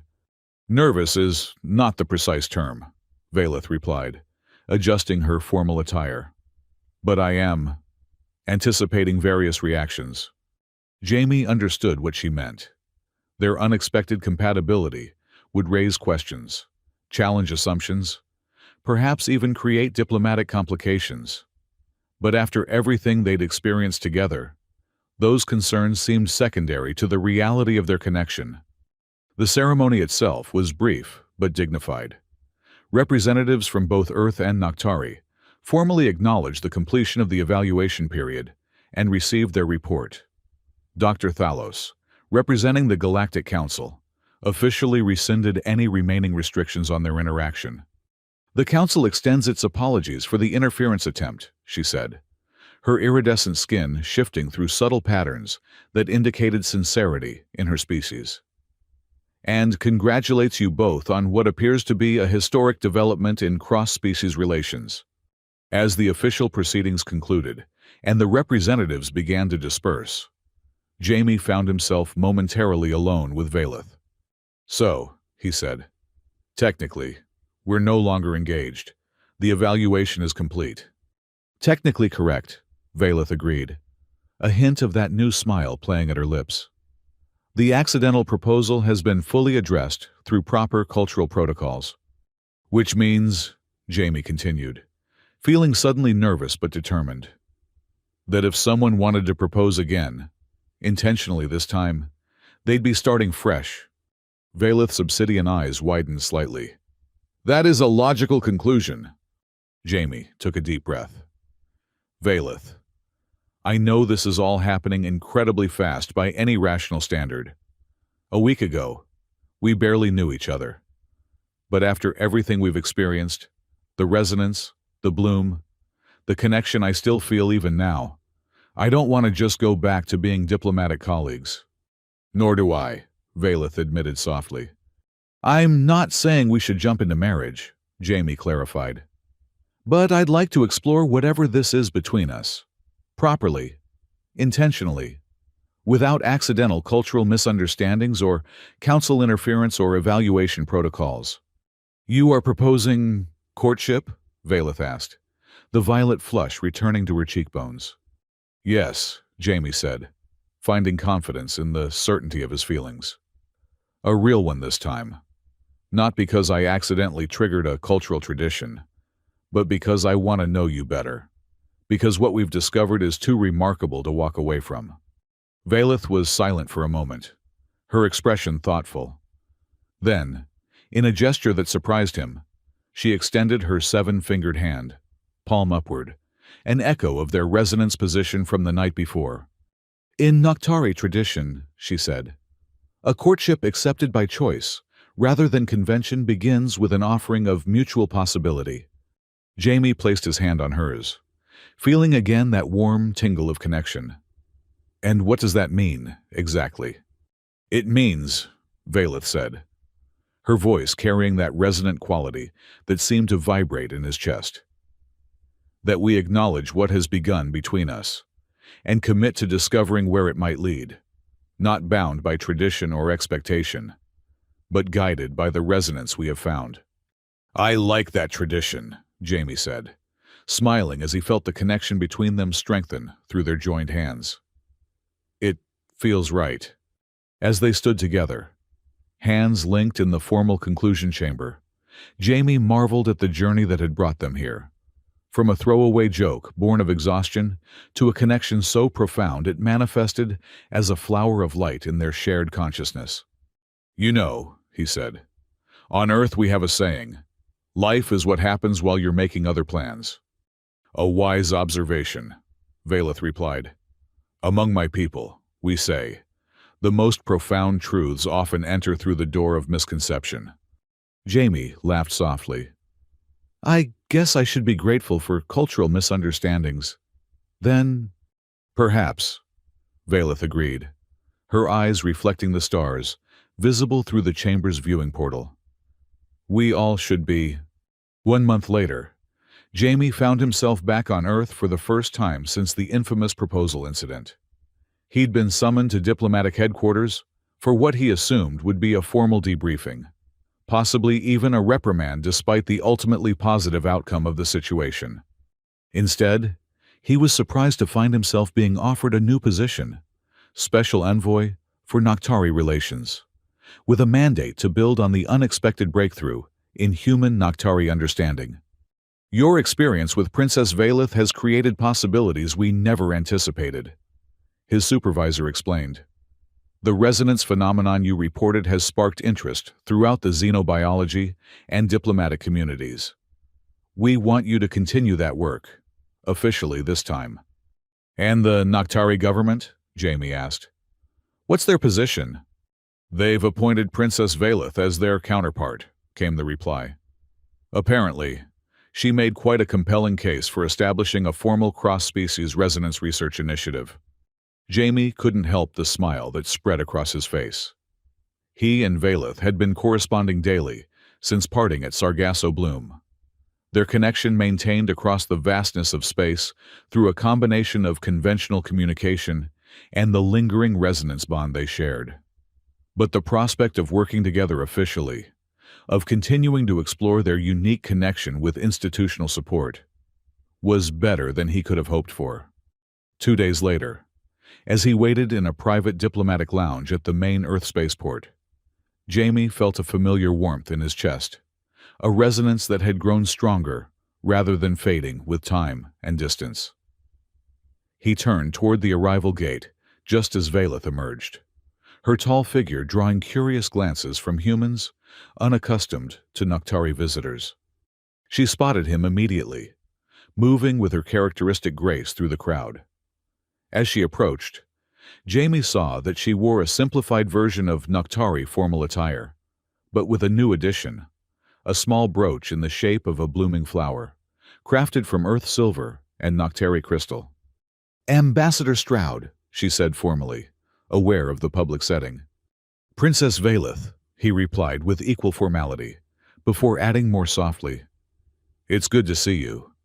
"And you," she said, the familiar violet flush touching her cheekbones. "I trust your journey home was uneventful." "Nowhere near as interesting as my last diplomatic assignment," Jamie said with a smile. As they left the spaceport together, heading toward the Earth diplomatic compound, where Valeth would be staying, Jamie felt a sense of anticipation about the path ahead. Their story had begun with a misunderstanding, evolved through cultural exchange, and blossomed into something neither of them could have predicted. "I've been thinking," he said as they traveled in a private transport pod, "about what to call this thing we're doing. Cross-species resonance research initiative is a bit of a mouthful." "What would you suggest?" Valeth asked, her obsidian eyes reflecting the passing cityscape. "How about Project Bloom?" Jamie suggested. "Simple, meaningful to us, but not too revealing to others." "Project Bloom," Valeth repeated, the words carrying that resonant quality he'd come to love. "Yes, I think that captures the essence quite well." As they continued toward the compound, discussing their official duties and personal plans for her Earth visit, Jamie reflected on the strange series of events that had brought them together. A joke, a misunderstanding, a proposal never intended, but somehow perfectly timed. And now, a future neither of them could have imagined, unfolding one day at a time like the petals of a resonance bloom, unexpected, beautiful, and filled with possibility. In the end, perhaps the most profound diplomatic breakthrough of Jamie's career hadn't come from careful negotiation or cultural study, but from a moment of unguarded humanity, a flirtation spoken in jest that had somehow found its way to truth. And as he felt the warm resonance of Valeth's presence beside him, Jamie couldn't help but think that some mistakes, it seemed, were worth making after all.